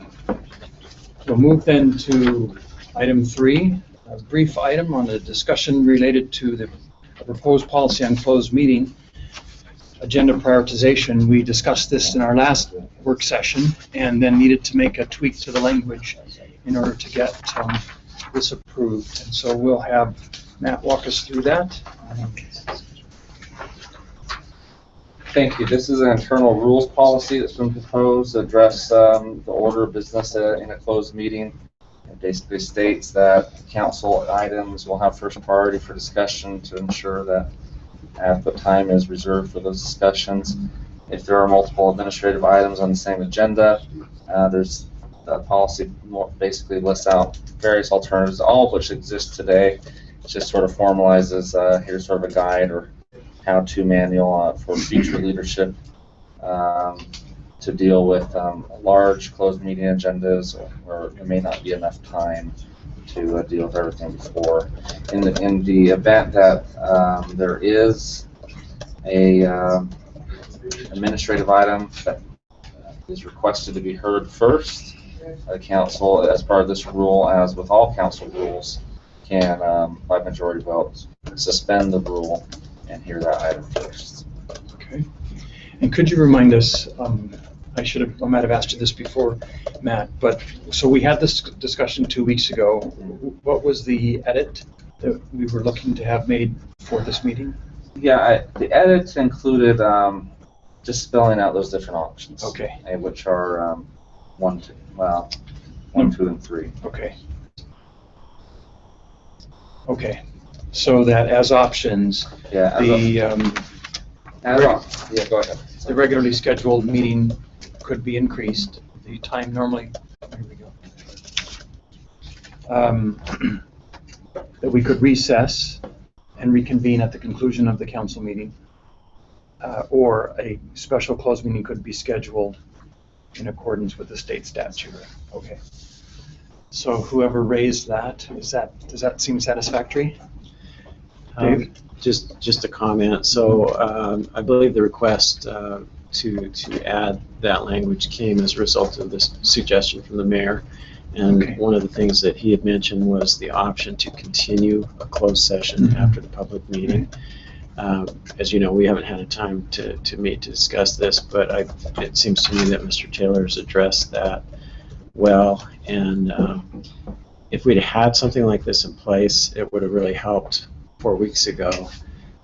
We're not in the habit of thinking that we can continue Right. after the Right. meeting. So in that case, we could have handled the time-sensitive character and competence discussion first, and the administrative items that we didn't need to vote on that night and that weren't time-sensitive, we could have gotten as far as we had time left to do, and then finished them up after the meeting, or scheduled them another time. So, Great. are you satisfied with this? Very. Thank you. Great. All right, then I'll look for a motion relative to this proposed closed meeting agenda prioritization. Ms. Santiago, a motion to approve with a second by Mr. Winterton. Those in favor? And that passes unanimously also. Thank you. All right, then we'll turn to the mayor's items, which include items 4 and 6. We'll handle those consecutively. Discussion on potential updates to user fees and discussion on the mayor's proposal on the RAP tax. Did you want to go in that order then, Mayor? Did we have one queued up? Or we could go either one. We'll go rep tax first. Okay.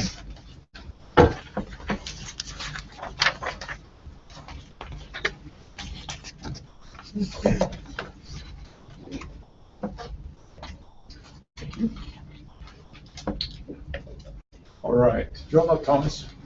Everybody had a chance to get to know Thomas. Yeah, good. While he's loading that up, let me maybe set the stage for what we hope to accomplish today. It felt a little bit like the first time it came to you with the RAP tax proposal, how we spent money, that it felt kind of hard and cold and already packaged. And to the extent that we did that today, we would like to recalibrate and bring something warm and open and quite anxious for additional input. This isn't, I don't want you to feel like, oh, bang, here it is, and this is the end of the discussion. So please view this in that mindset, that we're simply taking another step forward in trying to get to a consensus of how we want to accomplish this, and we welcome your feedback. The other two things that are important is that we feel, after meeting with most of you, that we've worked hard to morph this presentation and this proposal in a way that is in harmony with how you'd like to see the RAP tax move forward.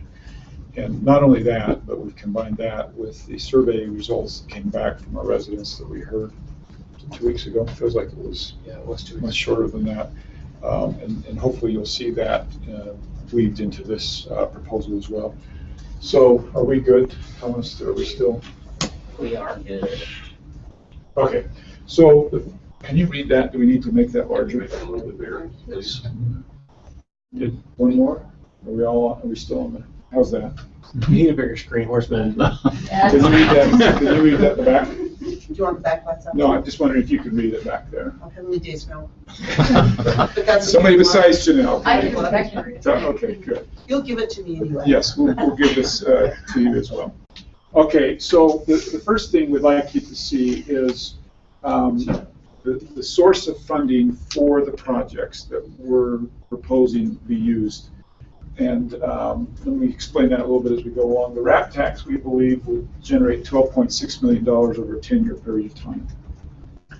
But we're also scheduled, if projected, on the current fee amounts to collect $9.3 million from impact fees during that same 10-year period of time. We receive an annual grant from the county in over 10 years. That's about $65,000 a year. That would add up to $648,000. This next category is a little less defined, but this is historically how much we've been using annually out of CDBG funding for parks. And so if we were to simply maintain the historical amount that we've been donating to parks out of CDBG in CDBG eligible areas, that would be about $300,000. 300, a little bit more, but over 10 years, 3 million, but about 300,000 a year is what we've been putting in there. So we've used that amount. We're also targeting property sales, primarily two major ones, which would be the old Utah County Jail and Buckley Draw. This is also a little bit difficult because we're closer on knowing the value of the prison, but we're not as close on knowing the value of Buckley Draw. So this could fluctuate a little bit, but you can see those categories, if those are accurate, add up to $28 million, which is what the spreadsheet accommodates in spending. Of that, we've given you a couple categories here. 4 existing trails, pathways, and trailheads, and if you'll remember from the survey, this was big for our residents. There were a couple categories that were big, and this was one of them. The proposal includes $4 million of that $28 million, which constitutes 14% of this number and we'll call it 21% of the RAP tax. Is that making sense? Okay. And we felt like this was important, how the RAP tax was distributed as well as how the $28 million was distributed. Park completion, which we know was it was an important thing to me, represents 47% of this number and 0% of the RAP tax. Okay, and that was something we heard from the council is let's not use it to complete the parks. Existing facilities and upgrades, which was very important to both our residents and to the council as we talked to you, represents 23% of that number and about 45% of the RAP tax dollars. Arts, also a topic that was important to the council, represents 5% of that number, 12% of the RAP tax dollar. And let me flip to this other list right here. One of the things that's difficult as we talk about arts is this number, whether it was 5% or 12% or 20%, it tended to imply that that's how we valued the arts, and that was unfortunate because we don't. We value them much more than those numbers. So we just did some brainstorming. This is not all-inclusive, and it's not perfect. You'll see very quickly that it's not perfect, but we wanted to make sure we were sending the message that we are spending money on the arts. And so here's some categories. The Rooftop Concert Series with in-kind, this is with in-kind included, is right around $50,000.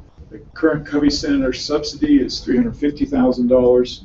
The library, Gene's here, we spent, to remodel it about, and your 4th floor, sorry. For the remodel, so Yeah. or just our annual? Just the remodel was... Well, the remodel's about $250,000. Yeah, and then I know this is going to be hard to we didn't even tell $20,000 to $25,000 right now. Annually for the shows that he's hosting, the art shows and things like that. And Gina's developed an art contest where we are doing that up on the 4th floor as well. Mayor, those are coming out of the property tax. That's coming out of the library fund, what he's talking about right The there. library fund that's funded through the property tax. Right. Okay. Fine. The remodel was accomplished through funding from our any fund balance, Okay, yeah, I know, right. from our savings account. Yes. Thank you. Currently, the Covey Center for the Performance Fund, I'm not saying that very well, in addition to the subsidy, is spending about $260,000, mostly generated with donations from private citizens on art programs. The Daughters of the Pioneers and Sons of Utah Pioneers Museums were subsidizing at about $8,000 per year. Movies in the Park, I don't know if you were there last night. Pretty good crowd there. How many do you think you had? It was one of our smaller crowds because of the rain, but still pretty good crowd there. About 4. Yeah. The Christmas CD, we weren't able to put a number on it, but it's something we're doing for the arts and United Way, the contributions, and the Freedom Festival. This was also very hard, and we just took a swag at it. But our sponsorship is about 3 times that, and we just said, look, there's a good portion of that, the speech contest and other events that are associated with the Freedom Festival that are art related, and the farmers market. Here again, it's hard. It's not all art related, but some of it's art related. So. And this number here, it's clearly not complete because these you'd have to spend tons of time on to get this number right. But we did want to show that it's not just the RAP tax money that we're using to support the arts, and we're uncomfortable with saying, well, that percentage is how much we love you to the arts, because we love them a lot. Okay, let's flip back now to that first. So that was the arts. We've moved that from 4% in the original up to 12% of RAP tax dollars here. Visionary projects, and we'll drill down in those in just a moment and show you what those are. These are some projects that are out there in the future that we're proposing, particularly on one that we start acquiring some land, a regional sports park that might be someplace down in the future, that acquiring that land now would give us the ability to do that sometime in the future. A big category here, operations and maintenance. Of that, it's 9%, and of the RAP tax, it's 14%. And to be clear, this is not capital, this is not replacement, this is maintenance. This is mowing grass and things like that in the new parks that we're proposing, the completed parks that would come from that category. So let me drill down and I'll show you that specifically here on this next spreadsheet. In no specific order, and I know it's going to be hard, let's blow that up and not try to show them the whole sheet here. There's no specific order. I'm just going to start on this corner of the spreadsheet, and we're going to work through it like this. We'll give all of you copies, and anybody in the room that would like a copy as well. The first category here is existing trails, pathways, and trailheads. We heard loud and clear, improve the Provo River Trail from our residents, spend money on that. This category, the PRT, is Provo River Trail, and you can see we've got 7 different projects slated for that. And now let's flip, if we can, just to this trails map, which will show you where those projects are taking place. Thomas, give that one a little bit bigger. A lot of money has been spent on this corridor through here, through grant money on the Provo River Trail. That's one of the nicer sections of the trail. But as you can see down here, these different projects pick up all of these segments all the way down to... This is the county, where the county picks up. Where the county picks up. So it takes a high percentage of the trail that's not been worked on and gives us, Thomas, give them a thumbnail of when we say upgrades, what the trail would look like after we're done with these projects. I mean, the example, or what we're trying to reflect and mimic is the Murdoch Trail. Which is kind of the new standard, right, that we all really love. Okay, so let me flip back to the other one. There we go. Okay, so that's this portion right here. We've also got money for the Rock Canyon Trailhead expansion, Canyon Glen Park, Rock Canyon Park, Carterville Park, Wilderness Park, Riverview Park. I don't want to get bogged down into the details of these, but we certainly would like to do that at some point, either individually with you or when we have time. and also to prioritize these. We've suggested a prioritization by the way they show up on the spreadsheet. Remember, that means it takes us 8-9 years to get down to here, to get these done. But we'd love discussion with the council about the prioritization of these. From this category, you can see that RAP tax is funding 2.6 million of that, impact fees 1.3 million of that, and the Utah County grant 65,000 of that. And each category will show you where the funding's coming from that 28 million to pay for those things. Park completion. So, Mayor, I have a yes. question. So with the impact fees, you can show growth in those areas in order to be able to use impact fees on that. Yes. And it's mainly widening the pathway width from currently 6 to 8 feet up to 14 feet. Okay, and so that's how it fits in that category. Yeah, thanks. Park completion, we've talked a lot about this. We've got a number of parks that we've either purchased the land or we've partially funded and things like that. You know, this was an important one to me. These are listed here. It totals 13 million. You can see that RAP tax isn't even on here as a category for that we're looking for impact fees, land sales, and some of the CDBG funding in order to do these. Here again, we can talk about prioritization.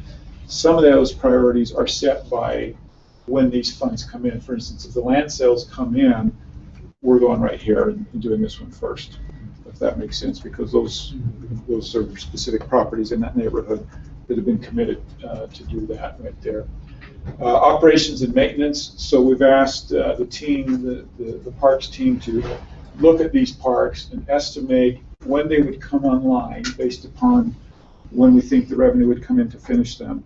Take that and then times that by the number of years they'll be online in this 10-year period and give us a 10-year maintenance cost. So this represents the annual maintenance cost. This represents the 10-year maintenance cost right here. And 100% of that, which is what we think we heard, is show us a funding source for the maintenance of these parks, would come out of the RAP tax funds.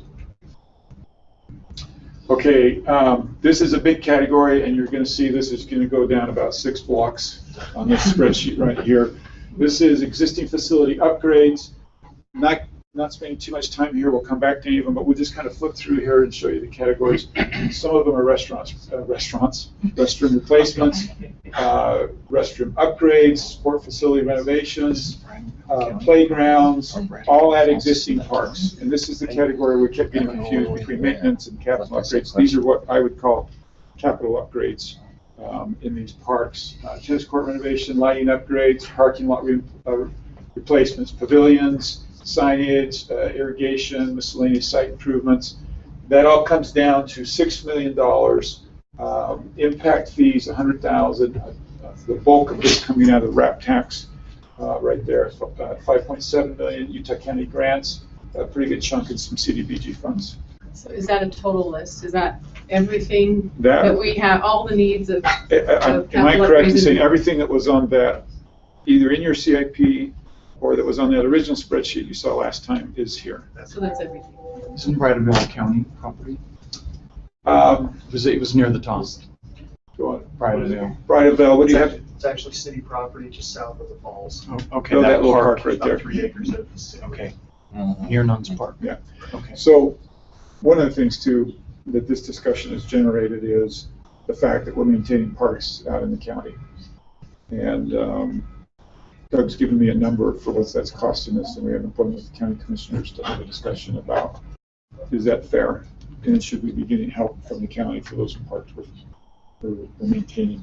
If we're successful there, that would be a number that would, any income that would come from that could offset some of this right here. So that might change our discussion about the RAP tax on a county basis. I don't know that we're going to have success there, but we've got some beautiful parks up Provo Canyon, up South Fork, that the city maintains 100%, and they're well used by the county residents.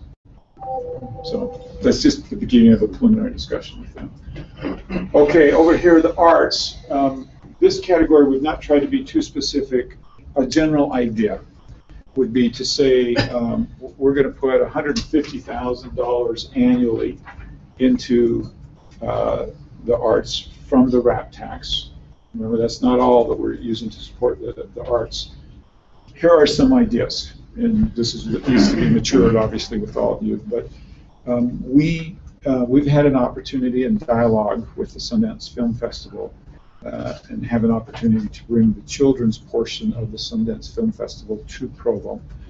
But it would require a rather large expenditure in equipment in the Covey Center. If we were willing to take the first 2 years of that, we could bring the children's Sundance Film Festival to Provo. And that, to me, is pretty exciting. And so that would be something that I would propose to you, to use the first 2 years to do that. In subsequent years, we've talked about, and here again, very preliminarily, just tossed out the thought of giving Covey Center an additional $50,000 for arts programs, giving Gene another $50,000 to bolster what he does with the arts over there in the library. It was interesting, we heard that. That was one of the survey things that came back from our residents, is more arts over at the library. And taking the other $50,000 and putting it towards an art festival in the city that would be an annual festival. Early ideas, and not putting this out as, hey, this is what it's going to be. But that seemed to be in harmony with what we heard from our residents. Visionary projects, these are projects, the only ones that are included in that funding are these 3 that have numbers by them. But there's a lot that we would still like to do in the city. And so we kept this list without funding because we actually believe we're being a little bit conservative on both rat tax estimates and impact fee estimates. And as those come in, if they truly are higher, and if we are conservative, and if they do well, then these are projects that we would like to work on through here. In that, the note there says additional adaptive playgrounds. Do we have some now? Yes, so Are if you you'll go back proposing one somewhere? to, Thomas, where did we see the initial? This, okay. so remember, this is the dollars add up to about the same dollars as we did in the initial spreadsheet we showed you, but we're throwing a lot more into it, which means some things came out. One of the things that came out is our original line was about $450,000 for adaptive playground. And this would allow us to put in an adaptive playground. This would allow us to go big on the adaptive playground. Any feel for where that kind of playground could be? Or is it just open at this point, any of our parks? North Park would be North Park. an option, or maybe have multiple locations. When we say adaptive, Thomas, let's make sure everybody understands. Adaptive is completely, ADA accessible. It's any, wheelchair accessible throughout. Like St. George is doing. Right, yeah, and they're doing it big down there. Salt Lake County is doing it as well. So what we'd like all of you to do is get a copy of this and give us feedback for how well we did, what additional fine tuning that you would like, but to very quickly hone in on, hey, we're getting close, community, this is what you can expect if you pass the RAP tax, if that makes sense, so that we can tell them what our intentions are moving forward. Questions or, yeah, okay. I had a lengthy conversation with the director of the farmers market. You and I talked a little bit about that too. I know it's a little funding. I don't see any increased funding. Is there any way we can? I think that's going to burn out because it takes so much that's volunteered. The nice thing about the farmers market is we're not putting a lot into it, and it probably wouldn't take a lot to prevent the burnout. And I think the answer is I'm pretty sure we could figure out if we could get more specifics from them, how to help them. That's not a huge line item in something like this. So my guess is we could.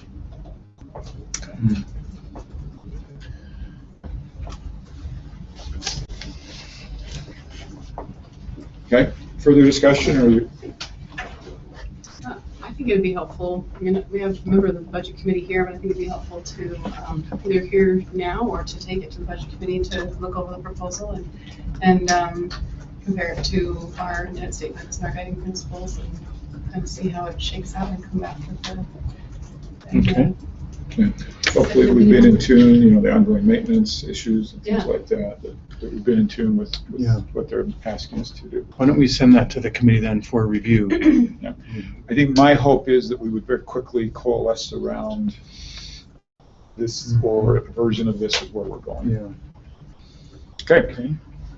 If there are no more questions, we'll switch to one of my favorite topics, which is fees and user fees. So do we need a motion for that, or are we good? I don't know that we need a motion. Yeah. Okay. No.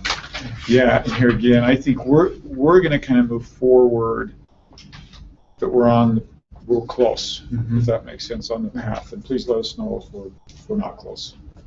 Well, I certainly appreciate the detail in this iteration and the fact that you've been able to expand to the comprehensive resources for recreation, arts, and parks. And I think I would like to go to our residents as we talk about the RAP tax and talk about the overall picture, which is really the whole spreadsheet, not just the RAP tax. And one more question, Mayor, would you like to present this to the budget committee? Would you like to have someone Sure. present Yeah. When's your next meeting? We will schedule it. We don't have one. Okay. Yeah. We'll you have- schedule it yeah. according to your schedule. We've got two of them here, so maybe a short presentation. Yeah. But Well, yeah, true. I guess it's George's on that. So, yeah, usually Wednesdays at noon, but we can look at your schedule and let us know what Great. works for you. And we'll let's do it as quick as we can. Okay. Good. So on user fees, let me introduce it, and then we're going to invite Denise to take the floor. In your priorities that you said today, and I know to the chair this was really important, and we've worked really hard to fulfill the intent of the council. Remember, this is our first go at it, so be gentle with us, but we think we've done well as meeting your intent. There are things that you'll see that where we have deviated a little bit from specifically what was asked, and we'll explain why to you here in a minute. It's not dramatic, but Denise will start by, and by the way, today what we're presenting is, I'm going to say half of the first 25. Yeah. So parks and recreation and the Peaks Ice Arena is what we're presenting. So then the other remainders are airport and the library, community development. And we would hope to do that in 2 weeks. So over half. The balance of those. So Denise is going to go through and show you specific numbers with the formulas that you've asked for, and then Scott is going to take some time and talk about how he's come to the numbers that he's charging and his thoughts on his current fee structure, any changes that might be suggested.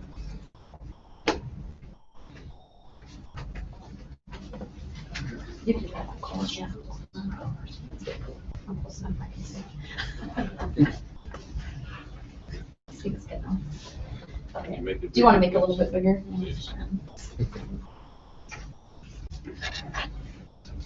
So we're going to talk about the ice sheet a little bit. So we have two columns on here. We have 2015 actual, which these may vary a little bit after the audit's done, but we're still in, the audit has just began, so our books are still open, so we can have things that will change there. But that gives us a pretty good indication. And then what we did is we took the 16 budget with one item change. So if you'll see the capital replacement, which is this line 7, it actually is $242,029. Currently in the 16 budget, and Tucker, you can correct me if I'm wrong, I think we only have about $75,000 budgeted for the needs. And what we asked Tucker at the ice sheet to do is to go back and look at what we've done in the recreation center. What kind of things, what kind of building components and inside needs maybe need to be replaced in the next 10 years, or his replacement plan. So the $242,000 takes that into consideration with his depreciation schedule for those needs. It wouldn't replace the entire building, but it could replace components on the building or inside of the building. And so we've included that. And then the current revenues is just what we're generating right now without the subsidies from the city and the county. The ice sheet is actually through an interlocal agreement. So you have the city paying 50% of the subsidy, and you have Utah County. And so we're equal partners there. So what we tried to show here was the subsidy without indirect and the subsidy with indirect. And so something that we talk about direct is everything that we can tie right to the facility. And indirect are those things that you can't really tie, but you have an expense for. So a good example is in a lot of the funds, you have insurance costs, you have employee benefit costs, those type of things, and it's really hard to tie it to figure skating or whatever you're doing. And so we have a lot of indirect costs. In this particular example, we've used 20%, is that we would try to recoup 20%. That could be anywhere from 0 to any percentage that the council would like to see as we go through these things. I know that Bryce from the council office presented some ideas about what other governments do to recoup indirect. So we just put 20% in there, just a number. That's not the number we think it should or shouldn't be. That's just a number for our example. So as you go down here, if you look at the 16 column, that D column, to cover direct, we'd have to raise our current fees 64%. And to cover direct and indirect, we'd have to raise our fees 96%. So if you want to just go down a little bit. On the ice sheet example, they don't have as many fees over there. And so just an example of what we're charging currently for skate rental is $2. We try to recoup our direct costs, it would be $3.27. And if you try to do your indirect costs, it would be $4 just to skate. And so we've shown, I won't go through every one of those, and we'll provide this to you, but this kind of just shows what some of those things would have to go to recoup the indirect. And Scott will talk, when he has a PowerPoint, he's going to talk a little more about the details about what they think that will do to attendance and what they've seen at other facilities and those type of things. But I just wanted to share this with, and John and myself in finance, we worked with the Citizen Budget Committee, and the hope was that we could have a template and we'd be able to show every person, every cost, and we're finding it very difficult. We brought this to the committee, I think 2 weeks ago, and discussed how we were going to bring it forward. And so the three that I'm going to show you today is more in this format, and we feel like for these two facilities, this will work best and it'll provide the information we need. So that's just the ice sheet. So like I said, we'll provide that to you. That's just the general feel that, and then we'll go to the recreation center. And we're going to go to the first example, is not going to include the bond costs. So basically the same philosophy.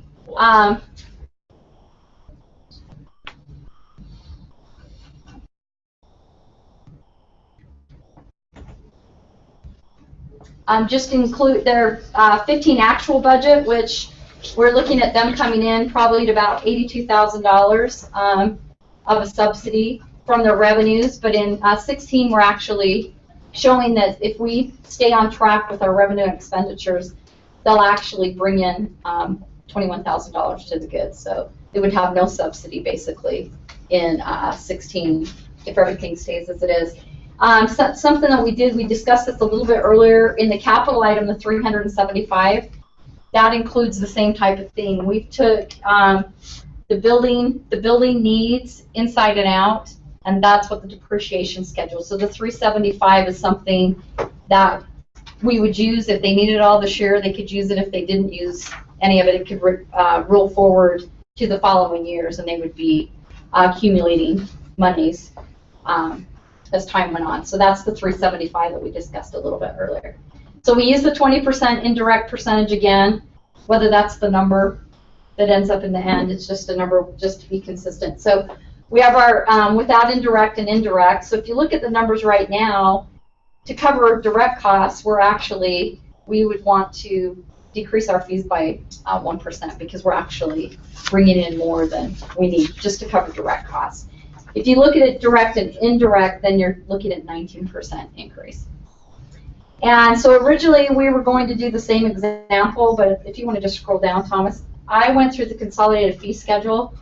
They got a lot of fees over there. So what I've done, and then people can calculate or however they want, I've included every fee at the recreation center. And every concept, every swim lesson, every room rental, every class, that they have. And so we didn't do one of those direct, indirect, and things for every example. I think we're going to want to look at it. On the user fee template, the 25 fees that we're looking at, we had a line item called community classes, and they have over 100 classes.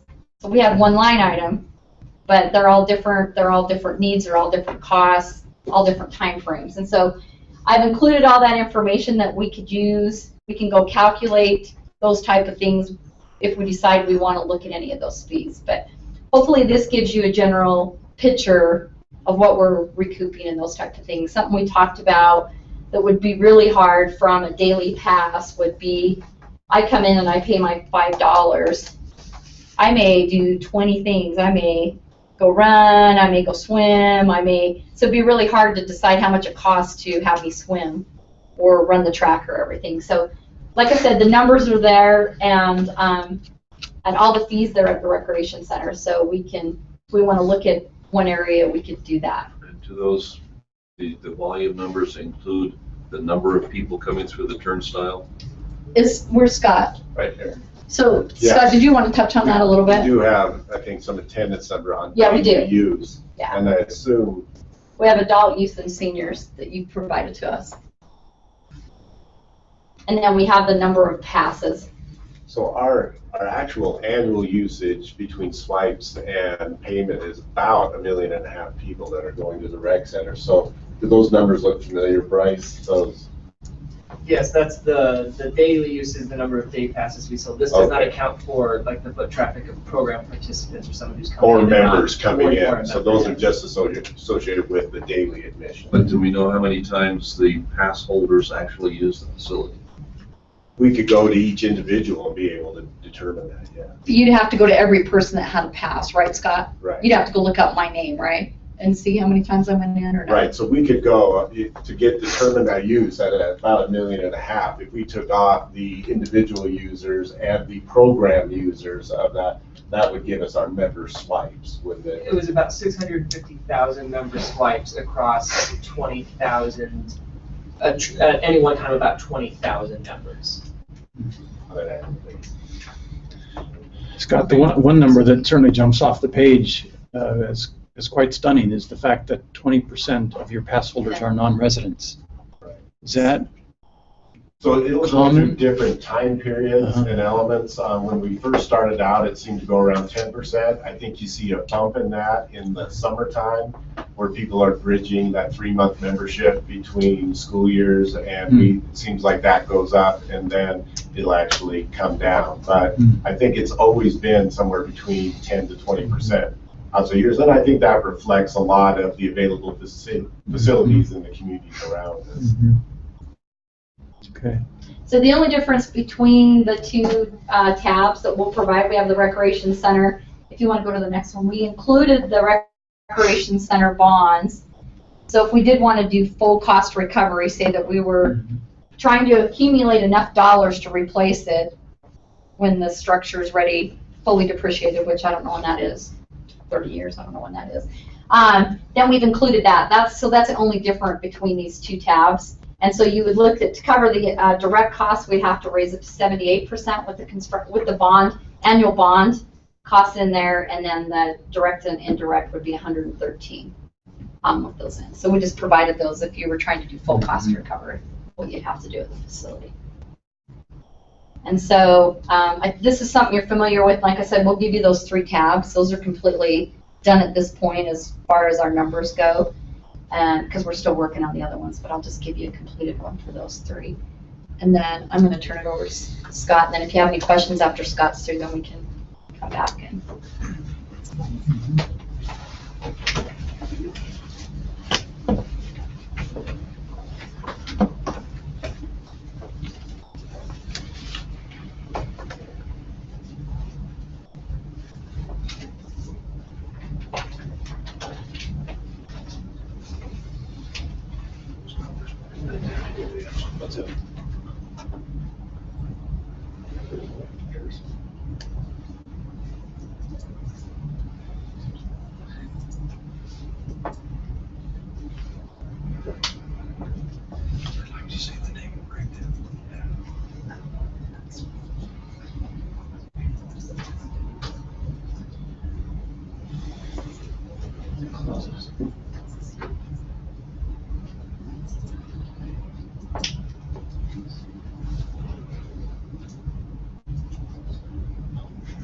All right.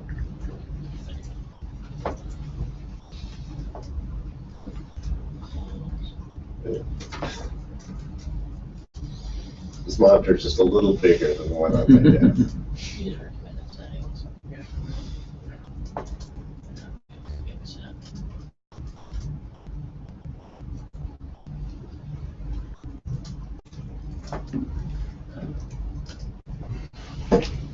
No.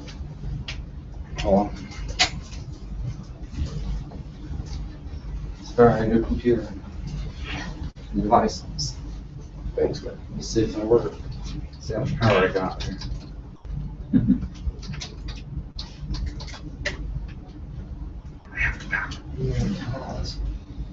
Oh, I'm sorry.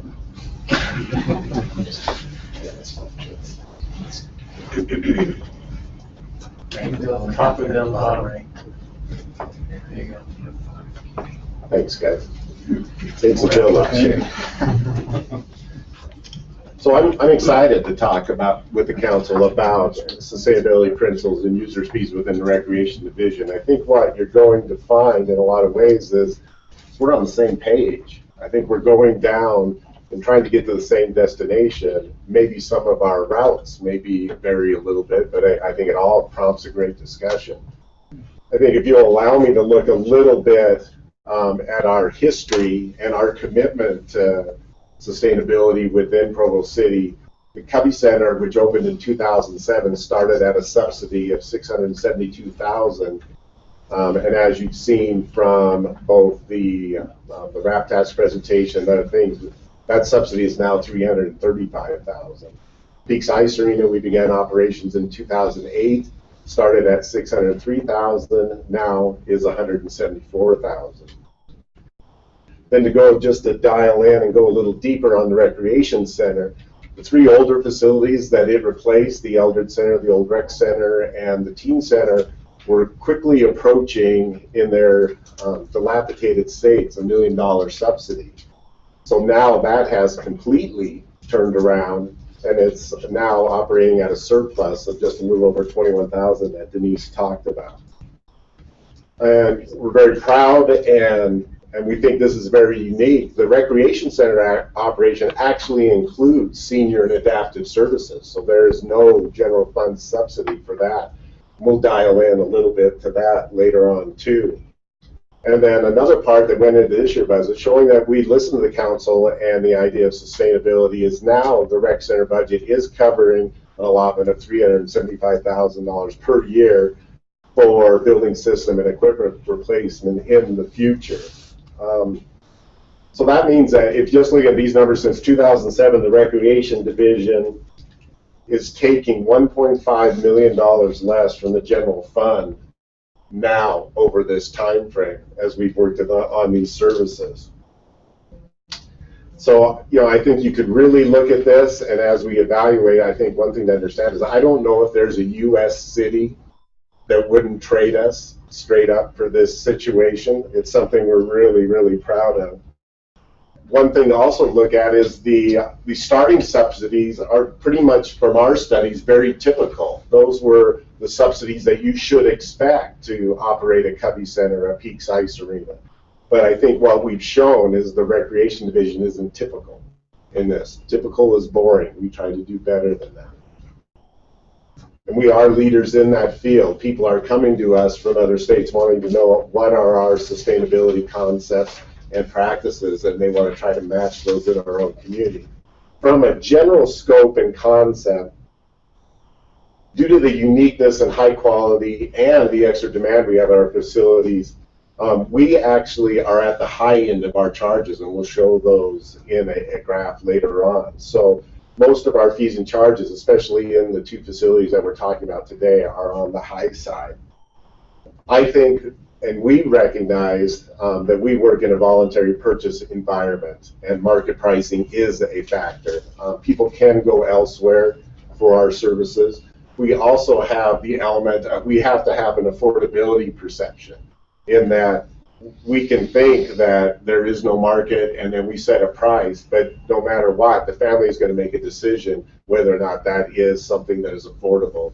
And elasticity, the balance between price and participation, is a factor. And it comes up a lot when we look at our changes. We like to derive our success from high use, not restricted fees. And the example I'll use now is somewhat of a theoretical of the scenario. Yeah. In that you've got a swimming pool, 8 lifeguards. No matter what number there, we have to have 8 lifeguards because they're watching areas. They're not watching people. We don't provide a personal lifeguard for everybody. So we have an expense that remains relatively the same. So in our model, which we get to what is really our sustainability mission statement of increasing community impact and reducing subsidy, if we had to get to $5,000 to cover and be sustainable, we would rather get there with 1,000 attendees at $5 rather than 500 attendees at $10. Because that increases our impact in the community, increases our relevance, and then makes us financially as strong. We consistently keep both in our design of fees and facilities revenue maximization in mind. We make sure we have good control points. We make sure we design our programs at the right fee structure in every single aspect we do. So this is at the forefront of our minds and has been for a long, long time. It really does go back to the 5, 10, 15% cut budget that we did in Mayor Curtis's first years. I think what I learned from that, and I think what our division learned from that, is let's be sustainable before that time. Let's not wait for a crisis. Let's make sure we are looking at this every single year. Another factor on a general sense is competition is coming. Spanish Fort is going to be going for a bond for a new facility. Springville is also going for a bond for a new one. So it is important to position ourselves correctly right now. One thing we are talking today theoretically about 13 fees of the 25 that we're going to do this quarter. But these fees and their different scenarios create at least 120 other different classes and programs and also other different scenarios. So we will have to kind of define the scope and how we want to look at this, because theoretically we could spend probably the next 3 years together looking at 25 a quarter just getting through the recreation division. That may sound attractive to you, but not so much to me. So before there was a formula and discussion, we had our own method to set class fees and program and how we do that. So we look and we come up with all of our, this is how we do it. We come up with all our direct costs, and they are total. We take those total costs times 150%, and that sets our return target for that class or program or sport. Then we divide that total amount, divided by the number of expected participants, and that gives us our initial calculated fee that we have. Then we take that fee, compare it to market, make sure we're right. If we have to make some market adjustments, the low point is at 125%, so 25% over the direct cost of it. And if it goes below that, trying to find that market or that ability to pay, then we have a discussion on that. And a lot of times, like I said here, this works into senior and adaptive programs. There's some good examples of those ones that don't get this sustainability model, and it doesn't quite work for us. So we have to adjust what could be construed as our formula. So our fees actually, our program fees actually assist in our subsidy reduction. So let's start talking about where we are in a market. We recognize our recreation center is very unique. It's a beautiful facility. I think it's unparalleled. I think it is changing the communities around us, and it's changing the way rec centers were built. It's a top quality, and the decision early to price this was according to the quality of that facility. So we came in with our feasibility study, which I brought with us, and they set a range, and we're at the high range of all those things because we knew going in that our facility was going to have that perception of value, and people were going to accept that higher level charge. So you can see with looking at averages, we are above the average in what would be all of our comparable recreation centers in Utah County. On the senior pass, I thought it was $10 a year. There was a So the difference, subsidized. the terminology, just to let you know, Kim, is we talk about memberships, our memberships to the recreation center, and the senior pass is the $10 pass, but that pass does not provide unlimited access to the recreation center side. It is for senior programs on the community side.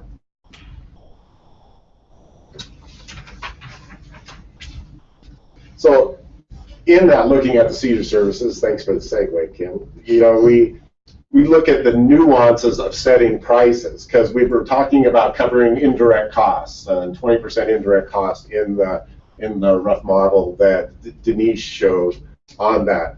Well, the recreation center is actually covering senior services, and this is senior service, something we value and we think is very important.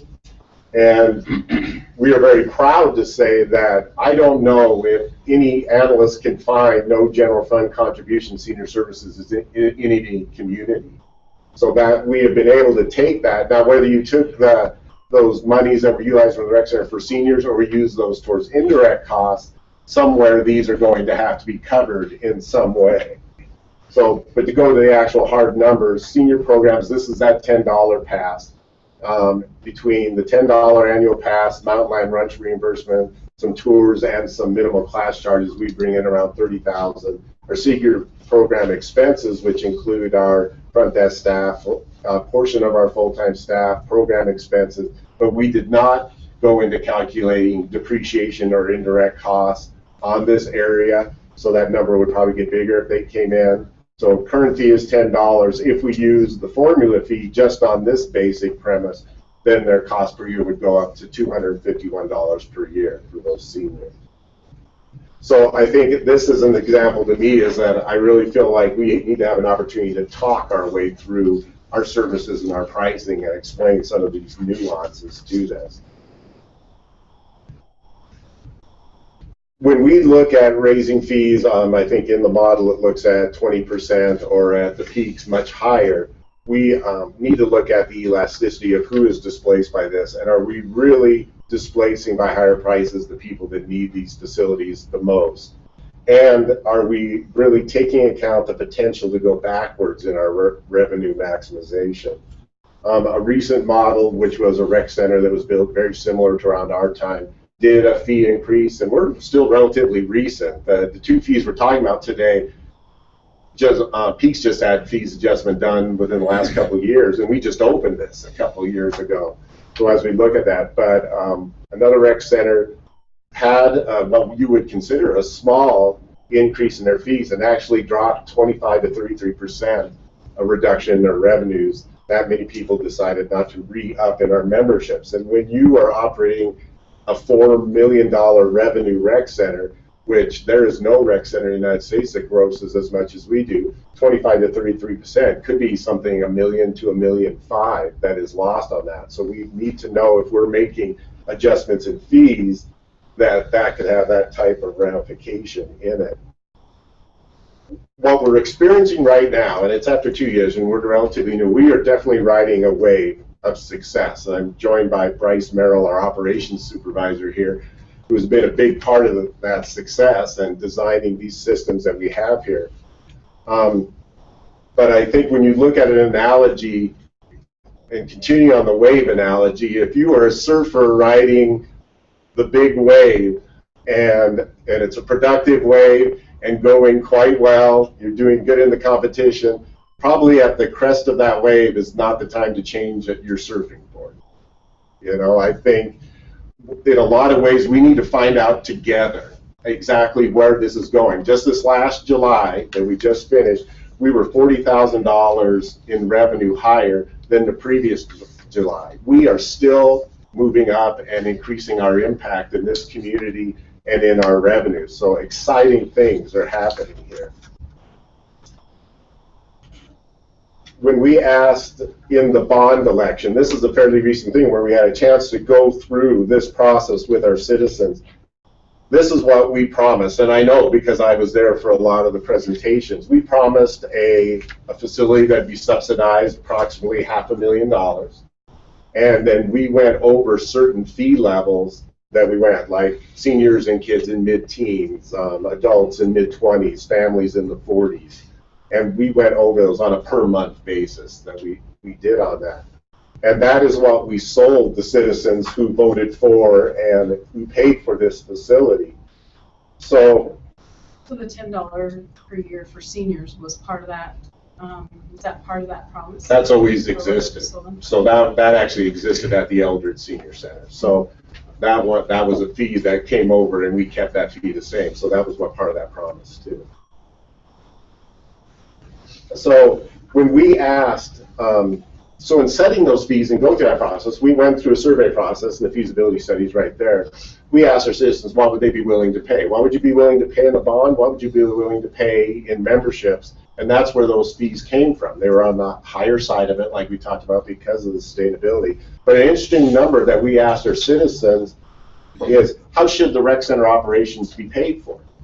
Should it be anywhere from 100% fees to 100% taxes? And in that survey, 17% said that it should be paid for 100% by fees.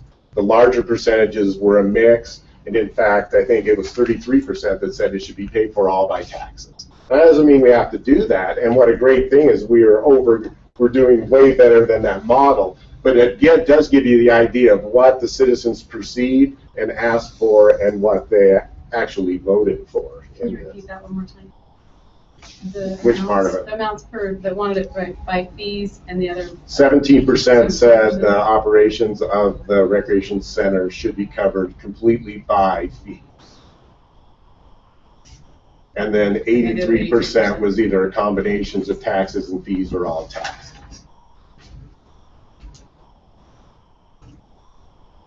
So those of you that remember, who was around for the first time we set the fees when we were moving, or was any of this council around for that, for the first time that? Gary remembers, I came to it. This is our 4th year. So Yeah, we were there. All right. But I'm surprised it's not scarred in your memory. That was a tough process because we more than doubled the fees at the old recreation center. And we did it with a perception misconception. They thought, wow, you're charging a lot more for that same rec center that we have over Provo. We didn't really have a chance to show them the new place yet. We knew once we opened the doors, that argument would go away, and it did. You know, people said, this is a great value, we love what we got. But anytime you are working with fee setting or fee raises in recreation, it is going to cause, you know, quite a bit of interest. And, you know, with it coming with 2 fees that have raised very recent, I think we need to be aware that it's just not an easy process. And you saw the subsidy model, and you've seen the hard work and efforts by staff and what we have going on in the recreation division. We're proud of this. We're proud of the services we provide, and we're proud of the success model. But we also realize that certain decisions could really put the success model in jeopardy. And when you look at staff morale, they want to maintain that success. We are happy that this success is happening, and we want to continue this. We want to go forward with this. We understand that, you know, if the pricing model is too high and people quit coming to the facility, then all of a sudden you start to wonder, do you need that staff anymore? And they can see down that kind of road, but they are enjoying the success that we have right now. And you could see to where, with the success that we're seeing in an unparalleled model anywhere, that where they would look at this and could interpret where we should be walking out our front door expecting a parade and everyone carrying us around on their shoulders. What you could interpret with this is somewhat second guessing our processes and how, you know, we know our citizens and what we're doing, and that's something that, you know, can slip into staff morale, and it has. Some fees that we do want to look at as we go forward is looking at our child watch and how much we charge for that. Right now, 3 and under are free at the recreation center, looking at our senior programs. Those are things we can look at, but those can be interpreted. Somebody bought their membership because of our inexpensive child watch services. So as we do that, that could be somewhat interpreted as a change in a promise that we gave people or when they signed up.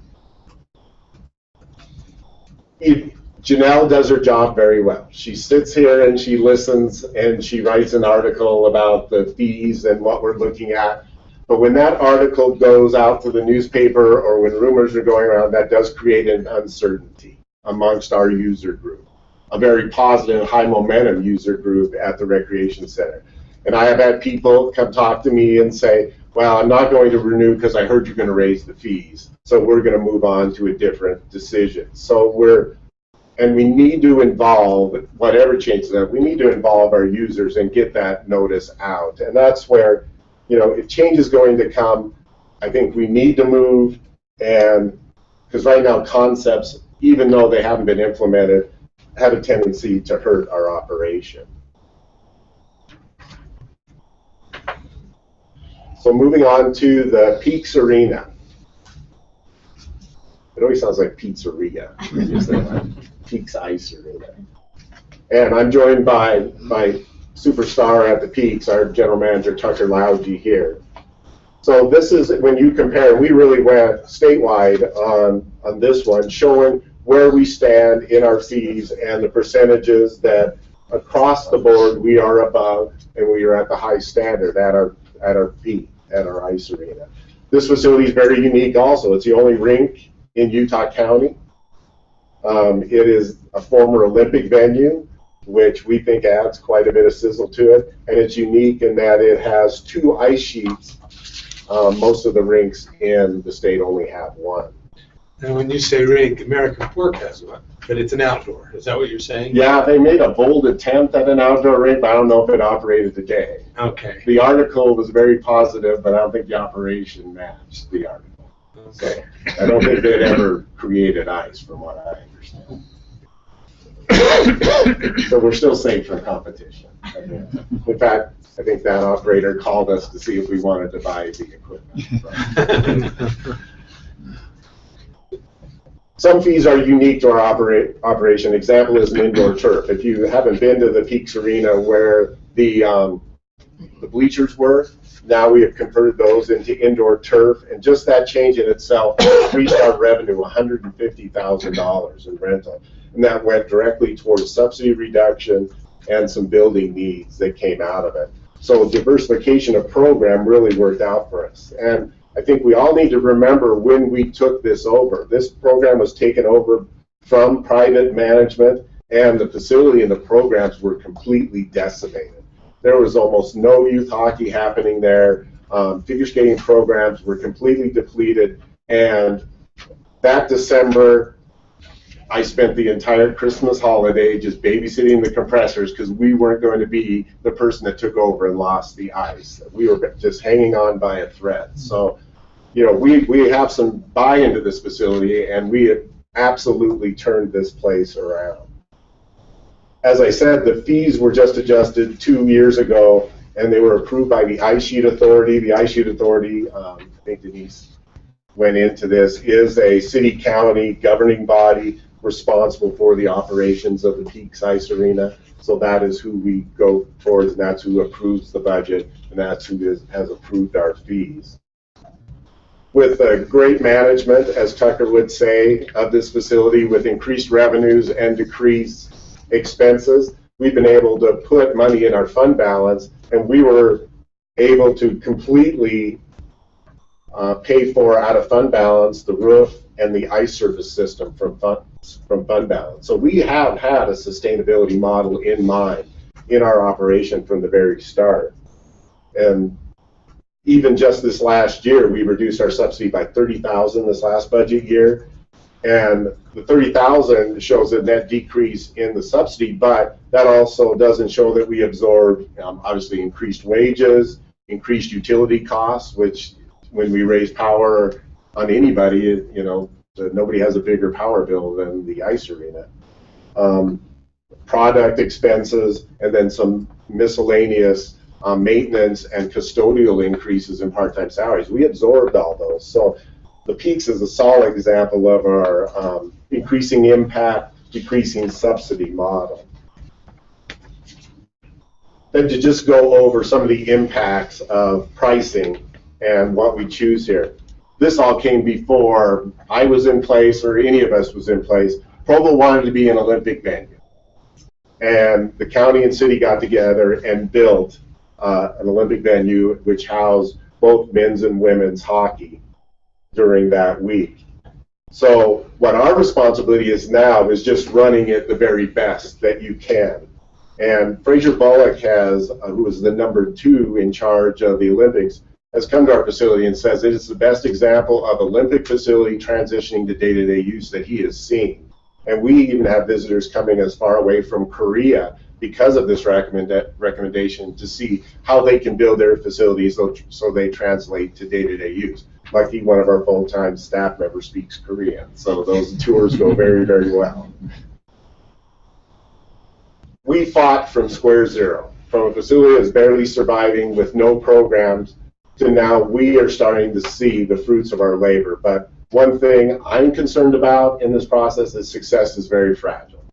You know, we are building our way up, but we need to make sure that one decision doesn't put us in the wrong direction. As you can see, we're reducing our subsidy every year and we're working towards that end game, but we've got to make good decisions along the way. So when you talk about an ice arena that covers all of its direct costs, covers its indirect costs, covers its replacement, which was in one of the earlier models of the fee, and then covering all equipment replacement and all that, aren't you really talking about a for-profit ice arena? Because then the private sector would probably jump in if you were able to do that. And a for-profit ice arena is somewhere equivalent in numbers to unicorns in Utah County. So it's a tough thing. We built something and we're trying to reduce that subsidy, but it does need some support. And we appreciate that support and the subsidy that we receive from the council. What's the difference in the reduction of subsidy from the $30,000 that you reduced the year before that and the year before that? Where is that sort of? So it's been. So what's your generally on year to year? How do you reduce the subsidy and by what amount? Does that make sense? Yeah, Kim, it's a great question, but it has, just in the time we've got it, it's gone through some pretty big sweeps, you know, eliminating and improving our infrastructure and maintenance and all that has decreased the amount of repair. So the early years, the subsidy was much higher, the subsidy reduction was higher. As we're getting to these latter ones and towards what you would consider the end of the subsidy, it becomes a little bit tougher. There's no doubt about it. So that's where we're trying to find these increments, and we're trying to derive that subsidy reduction from efficiency within our operation. I know by putting in the new refrigeration equipment, we reduced our electrical bill $85,000. And just by adding this new equipment. So obviously that was a nice surprise that went towards subsidy reduction too. So we try to utilize those efficiencies on the expense side and try to get more people paying for our services and coming to our facility. So it's kind of a tough question to ask. I would like to get a color of the whole reduction. We've proven during the time when it was privately managed that other options are available to skaters. Our skaters have gone to Salt Lake County for their skating when they did not feel like the rink was operated correctly. All those people are coming back to this now, and we are Utah Valley skaters, Utah County skaters are skating at our program. We're experiencing record summer programs. You would consider it's a great place to go on a hot day in the cold ice rink, but this is not our prime season. The winter is our prime season at the Peaks, but we are experiencing record program numbers in our Learn to Skate, in our hockey developmental program. So that is a great sign for the upcoming year. We have the largest public skating sessions in the state, so that tells you our community connection is strong within BYU and other areas that want to come utilize our facility. Something that I think we have gotten to much earlier than those days when we were hoping the compressors would not quit turning is now we are a regional draw for competitions. We have hosted national, regional, and local competitions for figure skating and hockey at this facility, and this is becoming a draw for Provo. Very exciting times for the Peaks Ice Arena. But through all this, constantly focused on revenue maximization and what is the best way to do this.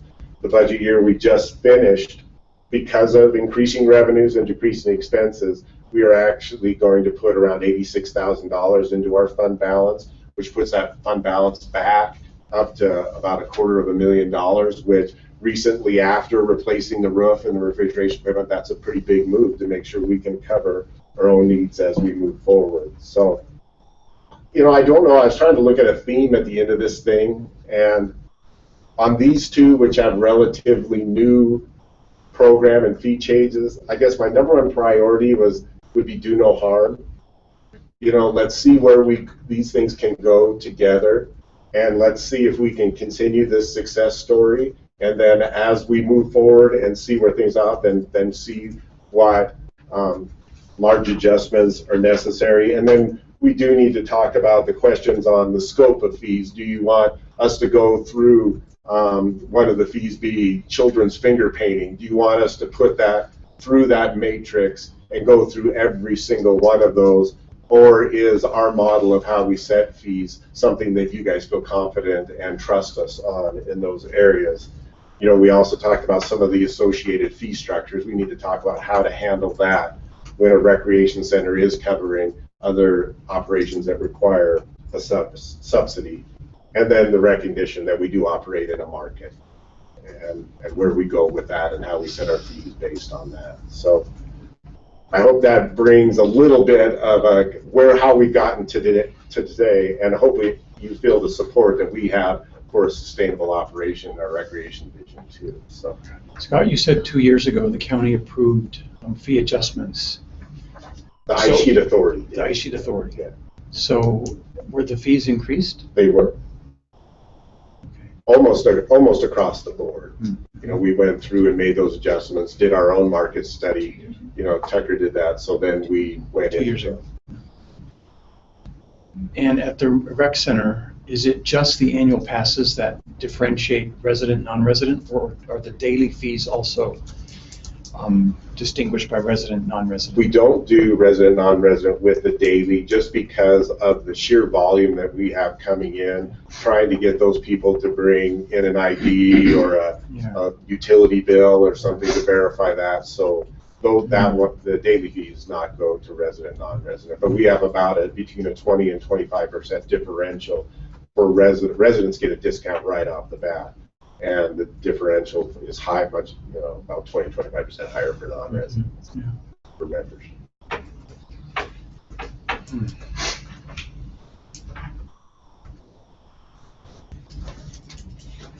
So for $2 you can skate, you can go and skate, you have access to skates, the ice arena. So what Denise actually was reading was skate rental. Oh, just a skate rental, and then you pay for the pass to go. Right. Okay, I was gonna say, 'cause you can't even get a Jamba Juice for $2. Yeah. I'm trying to figure out how. Denise set a very high bar for us to reach that price. Yeah. So what is youth right now, Tucker?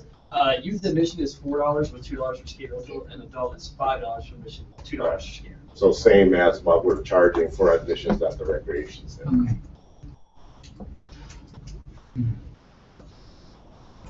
Other questions? Yes, Larry. The budget committee would like to have as much detail on utilization as you can provide us. So if we can get some documentation for the $1.5 million number, as you indicated, that'd be very helpful. I know I got that request from John Borga. One thing that came over from John, and tell me if I understood it right, looking for an average number. What makes it very difficult, Larry, is that within our memberships, we have 3, 6, and 12-month memberships. People come in at all different times during the year. So to be able to dial down to that detail, we would literally have to go into each 25,000 people's personal account and count when they did it, when they signed up, and what their usage would be.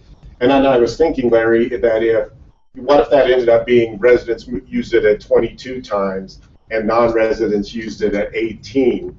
As the guy that operates the facility, that I don't know what I would operationally change. I can tell you that June, July, and January are our biggest months, and we staff to that. I can also tell you that Monday is busier than Friday, and how we staff that. But from an operation and a pricing level, that the work that would have to go into that and what it would move, at least us as the guy that runs the rec center or is part of it, what that would move towards pricing. I don't know if I completely understand that. Well, if you could at least remove the word about from the $1.5 million number, that would be helpful. Okay, we can sure do that. Give us something more exact. All right. Thank you. Scott, if you could hit the lights there. Thanks. Well, this is our first presentation out of dozens to come over the course of 3 years, looking at 25 fees per quarter.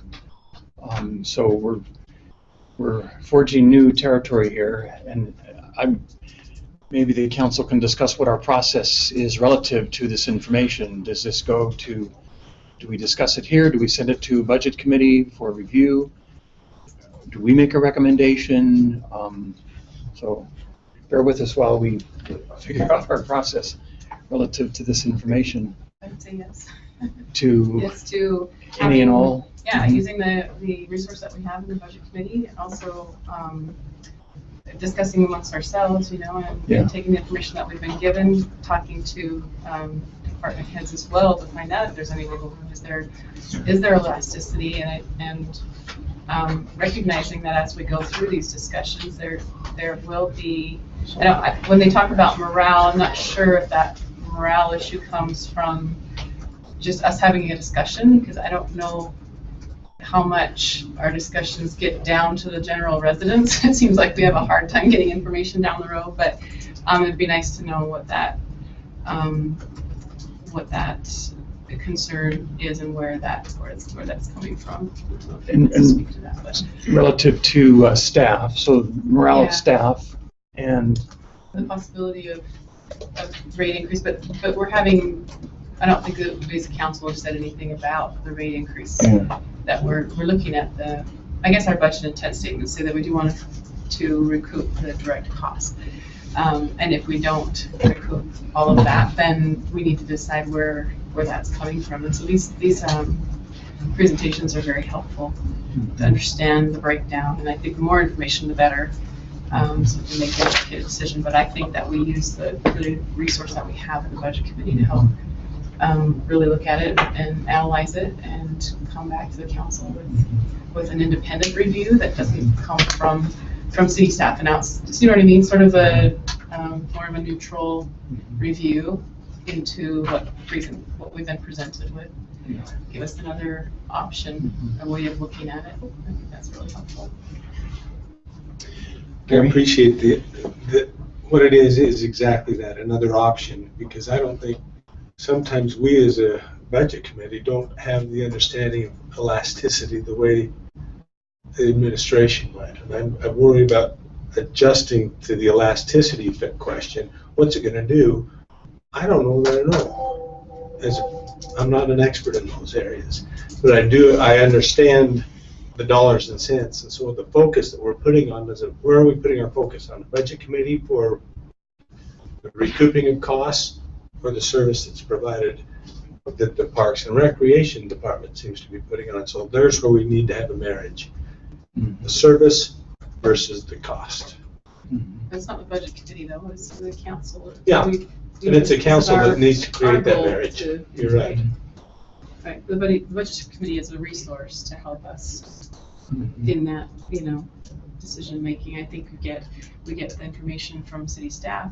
We have an independent sort of review. We look at both together, and we're able to. I don't know. I feel like I'm better able to make to have those conversations when we've had some time to let it sort of assimilate, think about it.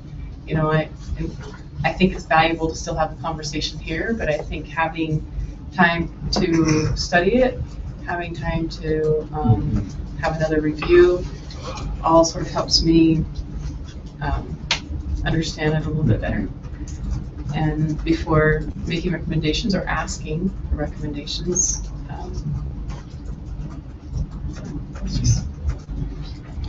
I think to an extent, like you, Kim, I feel puzzled sometimes by the comments about morale on an impact on staff, because this kind of process seems natural to me, to go through a review of what the city is charging for various fees. And I'm troubled by the fact that staff members would feel discouraged and not knowing what the impact could be. But at the same time, I want to be sensitive to their requests that we be timely in our review, and so that it not drag on. Dave?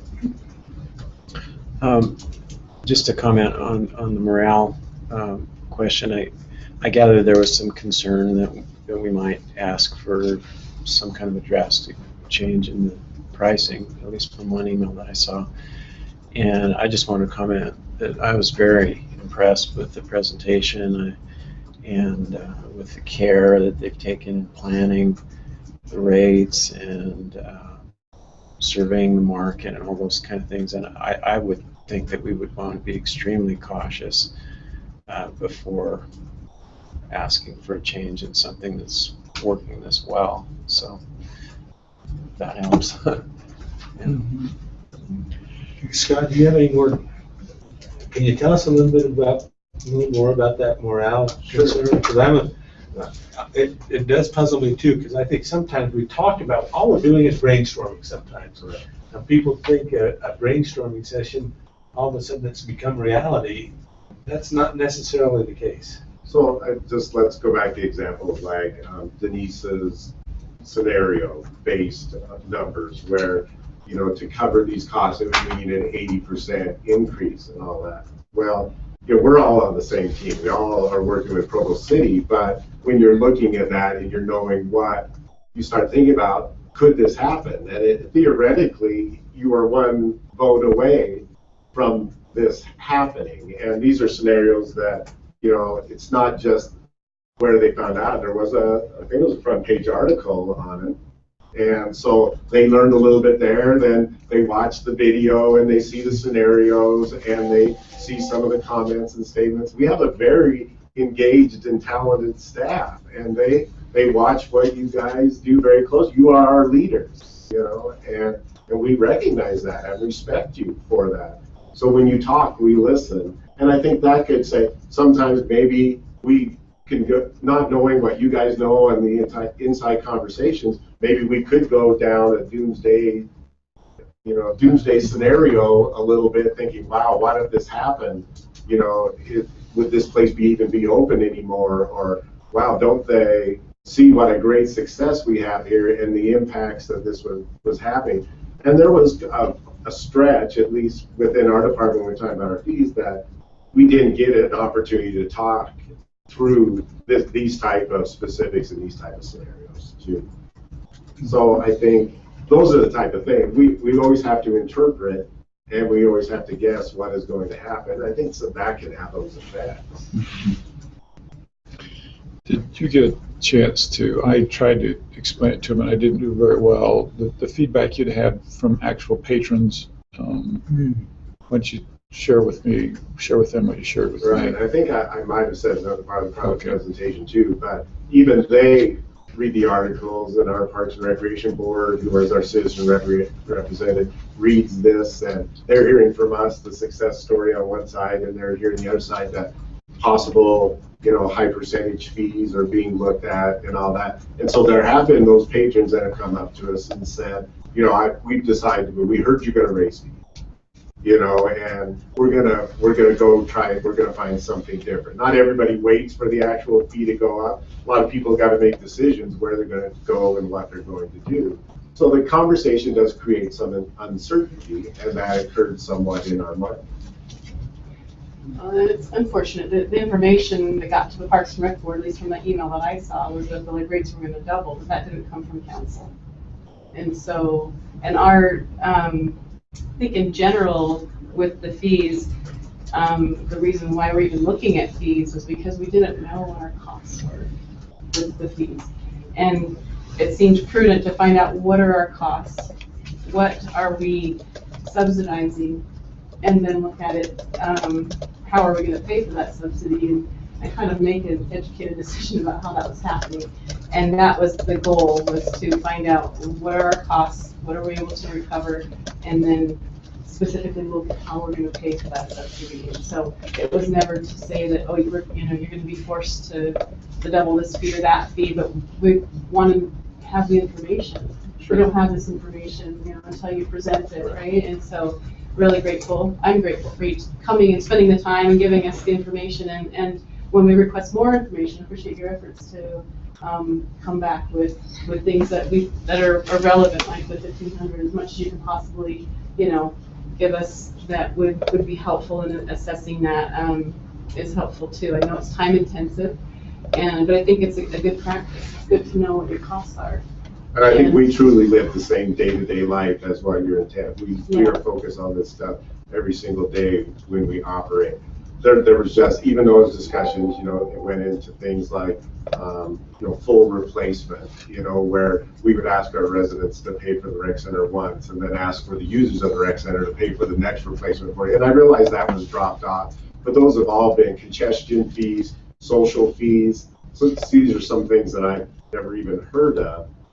So those are, sometimes we're watching, we can't help it. This is where we work, this is what we do. So as these things, some of these things, they cause some questions on our side, but definitely not doubting you guys for looking at trying to run a more efficient operation. I hope you feel like we're with you 100%.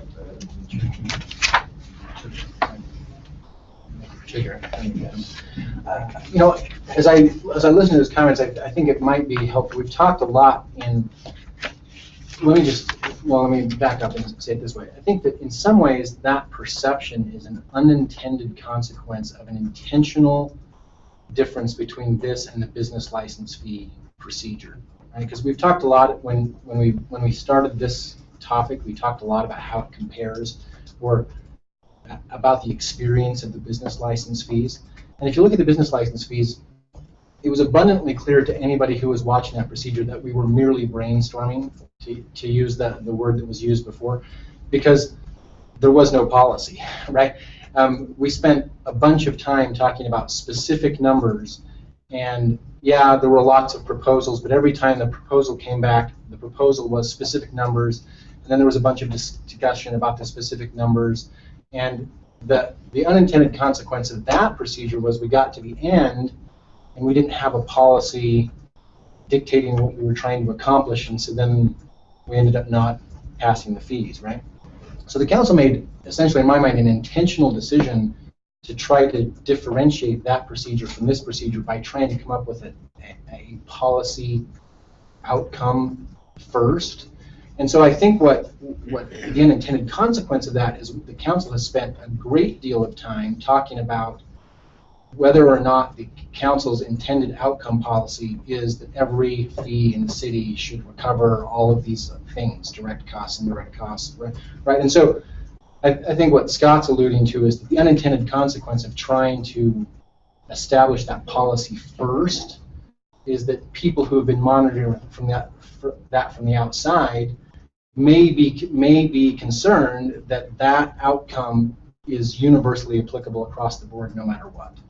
Right? And so that's I think where the idea comes from by some viewers of the process that potentially the fees are going to get doubled, because the council's spent a great deal of time working on declaring their policy before considering the numbers, and strict application of the policy as it's potentially been discussed could result in that outcome. I don't know if that helps, but that's one difference I see between the two processes. And I think I would add to that this natural inclination of employees to assume the worst. Mm-hmm. And the gossip, the cooler gossip always goes, it exasperates and goes to the worst possible outcome. Well, and I think that's what's valuable with these presentations, where we do learn that there's some elasticity there, and we don't want revenues to drop, and we don't want people to not go anymore, right? That doesn't really help the cause. If we're trying to reduce the subsidy or trying to figure that out, we realize there's some elasticity there, and we wouldn't want to create a situation where revenues actually are less because we raise the rates. But I think having that information, and I think understanding what we're subsidizing and how much, and what we're willing to subsidize, and then how we pay for it is really, really good practice, and it's really important that we do it. And is it going to be uncomfortable? Yes, it's going to be uncomfortable. And is it going to be difficult? Yes. And there are going to be, but I think that now that we have our guiding principles and our sort of, we're on the same page moving forward, I think the discussions are going to be much easier than if we hadn't. I feel like we would have been a ship without a rudder had we not had these established. And I think there was a lot of going back and forth with Mayor Curtis to try and make sure that we were on the same page, that we understood the terminology, that we ended up removing a couple of things that might have been helpful in there, but the administration were concerned about. And so I felt like we did include the administration, which I think was a helpful practice as well. And there was lots of discussion with our council and our constituents as well on how to address it. And I think that was helpful, even though it took a long time. It might have caused some angst in departments not understanding what was going to become of that. I think it was helpful anyway to start with sort of some solid foundation moving forward. So this group bears the burden of having gone first and having watched the dialogue. Subsequent groups, by groups I mean employees or directors, will have a much shorter compressed time, and they will have the precedent of what happened here that will say you don't need to panic, it all worked out. This group doesn't have that. And so I think that at this point it's like, we've done this, here we are. The only request now is, well, let's finish as quickly as possible and then move to the next series. And I do agree with Kim that it's all been very healthy. It's all really good to do. It's like my oldest daughter, she bore the brunt of being the oldest. That was never as good as being the last, right? Where you're softer and you know what to expect, all of those things. Thank you. Well, I add my thanks to that expressed by others for your time and work on this, Scott and others. And we appreciate the great job that you do and the tremendous service you provide to our community and residents and citizens. And we appreciate the chance to review this information. And like Mr. Sewell said, I don't know that we expect any huge adjustments. But I'll look for a motion relative to what we've been given and how we might go forward at this point.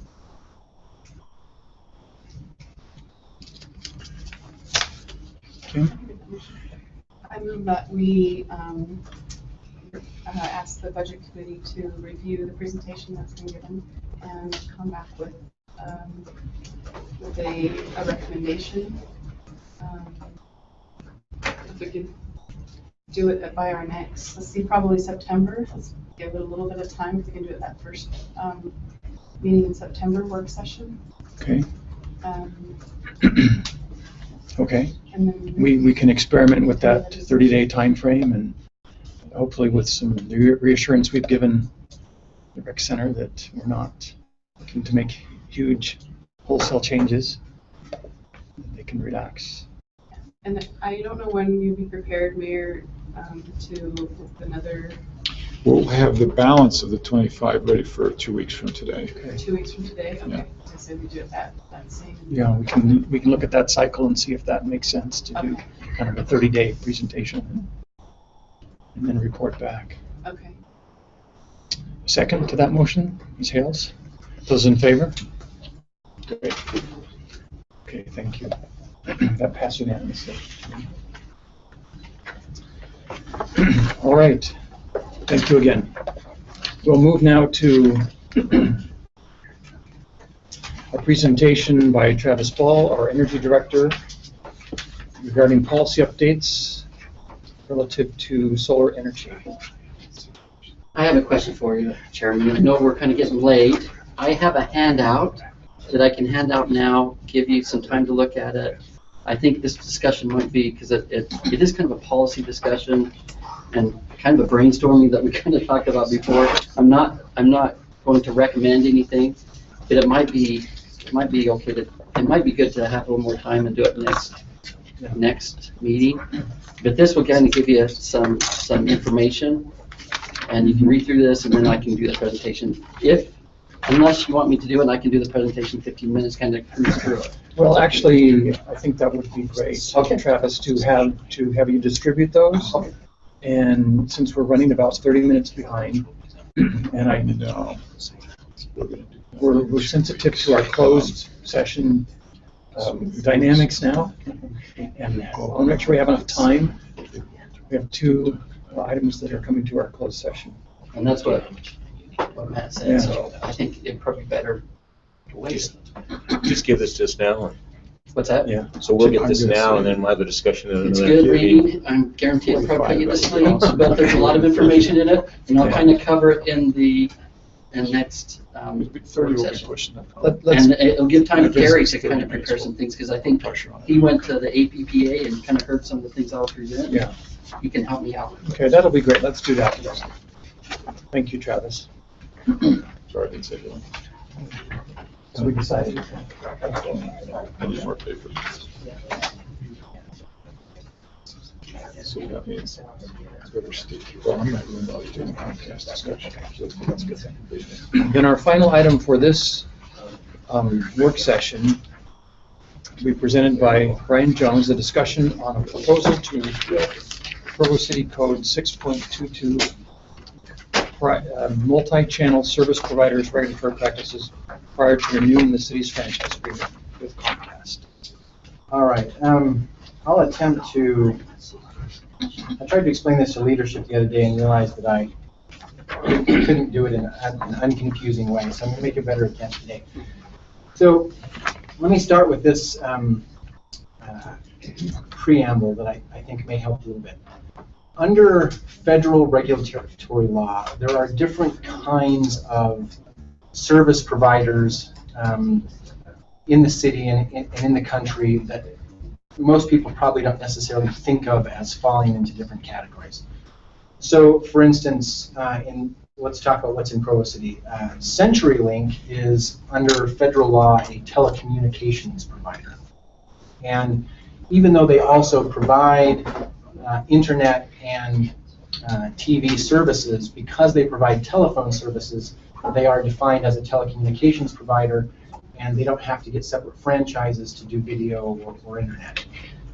So with regard to them, there's a chapter of Provo City Code called Chapter 6.24, Telecommunication Rights of Way, that governs their ability to operate inside the city. Now there's also another type of provider, which is called a cable operator, or much more confusingly often referred to as a multi-channel video programming distributor under federal regulation. And so for purposes of relating that to Provo City, Comcast is a cable company. And even though they also provide phone and internet service, they are primarily a cable company because they provide their TV service and their phone service over their cable infrastructure, not over telephone wires or over fiber internet wires. So I'll come back to that in just a second. But then there's another category, which is companies that primarily provide internet service. And so, for example, Google falls under that category, and Veracity and Utopia. Now, the thing that gets confusing is they also provide phone and video service, right? But they provide phone and video service over their fiber internet infrastructure, not over cable infrastructure or over telephone wire infrastructure, okay? So every one of those categories is different and distinct for purposes of both federal, state, and local law. So a long time ago, back in the early 90s, I think the Federal Cable Act was 1988, if I remember correctly, somewhere in the 86 to 90 time frame. I think it was 1988. And I thought that the representative from Comcast was going to be here, and I was hoping he could correct me on the anecdotal information that I'm telling you. But I think a large impetus here is that at that time, cable companies were springing up all over the place, and a lot of them were very small. And there was this view, much like there is today about internet, that cable was almost an essential commodity, that it was a service that had to be provided in quality, with quality circumstances, and shouldn't be interrupted. People who subscribe to cable service shouldn't face interruptions because the cable company folds up and goes away. Well, in the 25 years since that act was passed, the industry has changed in large measure, largely by the fact that you see that Comcast is the only provider in Provo that actually meets that definition. Okay, so back in the early 90s, we passed as a city a chapter of our code, Chapter 6.22, Multi-Channel Service Providers Regulatory Practices, and it goes into great depth about things like the kinds of notices that those companies have to provide to their customers before they make any changes to their service, and the construction standards and the schedule that they have to follow when they build their infrastructure, and which parts of their books Provo City should have the right to examine so we can audit whether they're going to fold or not, and how the city would take over for them or sue them if they folded without providing a continuity plan for their customers, et cetera, et cetera, et cetera. By and large, the vast majority of those rules have really become irrelevant or at least unenforced, and in most of our franchise, in the past probably decade and a half, if not longer, in our franchise agreements with Comcast, we have negotiated at great length specific exemptions from Chapter 6.22 just to deal with the fact that we don't really want to do that stuff and that those things are kind of irrelevant. So their current franchise has expired. They've come to us for a renewal. They have proposed to us that in light of all those changes that I just described, that we just repeal Chapter 6.22 entirely before entering into the franchise agreement renewal with them. What I'll send to you later, I need to send it around to the administration as well so that they can have, for instance, Public Works and well, the engineering division at least, and probably finance and stuff, is not actually a proposed complete repeal, but a proposed amendment that takes out probably 2/3 of the act, of the chapter, and gets rid of all of those specific kind of consumer protection practices that either we haven't enforced or that aren't really relevant anymore, or the federal government actually enforces themselves and has already preempted us from doing anyway. And instead reduces the chapter to merely an authorization that in order for that kind of company to operate in the city, they have to have a franchise, and presents minimal rules about what that franchise has to include and how the negotiation process for that franchise should work. And so I just wanted to bring that up as work session. I don't have a document for you to review, and we're still in the process. We might be able to come back with an actual ordinance amendment in 2 weeks, but depending on how long it takes to have the administration review some of the sections that are going to be necessary, it might take a little bit longer. And I want to give Comcast at least a chance to look at the proposed ordinance as well, since they were the ones that had most of the concerns with it. I would at least like them to, whether I agree with them or not, I'd at least like them to give me their comments about what parts of it they see as being particularly problematic, to make sure we don't unintentionally cause a problem. Any questions about that? Okay. That's all there was. And then I will just add, I mentioned this in leadership, eventually, either simultaneously or shortly after we make the amendment to Chapter 6.22, if the council decides to do so, there will be an additional agenda item, which would be approval, consideration of the actual franchise agreement with Comcast that we negotiate. But we don't need to make a motion to. You don't need to do anything at this time. I just wanted to give you, I just wanted to get it on the agenda and give you a heads up about what was coming and give you some background on it. And I will probably before the next council meeting, I think I may. My intent is to email around to you a markup of Chapter 6.22, which in its word form is 40 pages long, and I'm hoping to reduce to 5 to 10 or something. And so I'll send around a markup just so you can get an idea of what things it's my intent to propose leaving and taking out. But I also want to get a lot of administration feedback on that as well.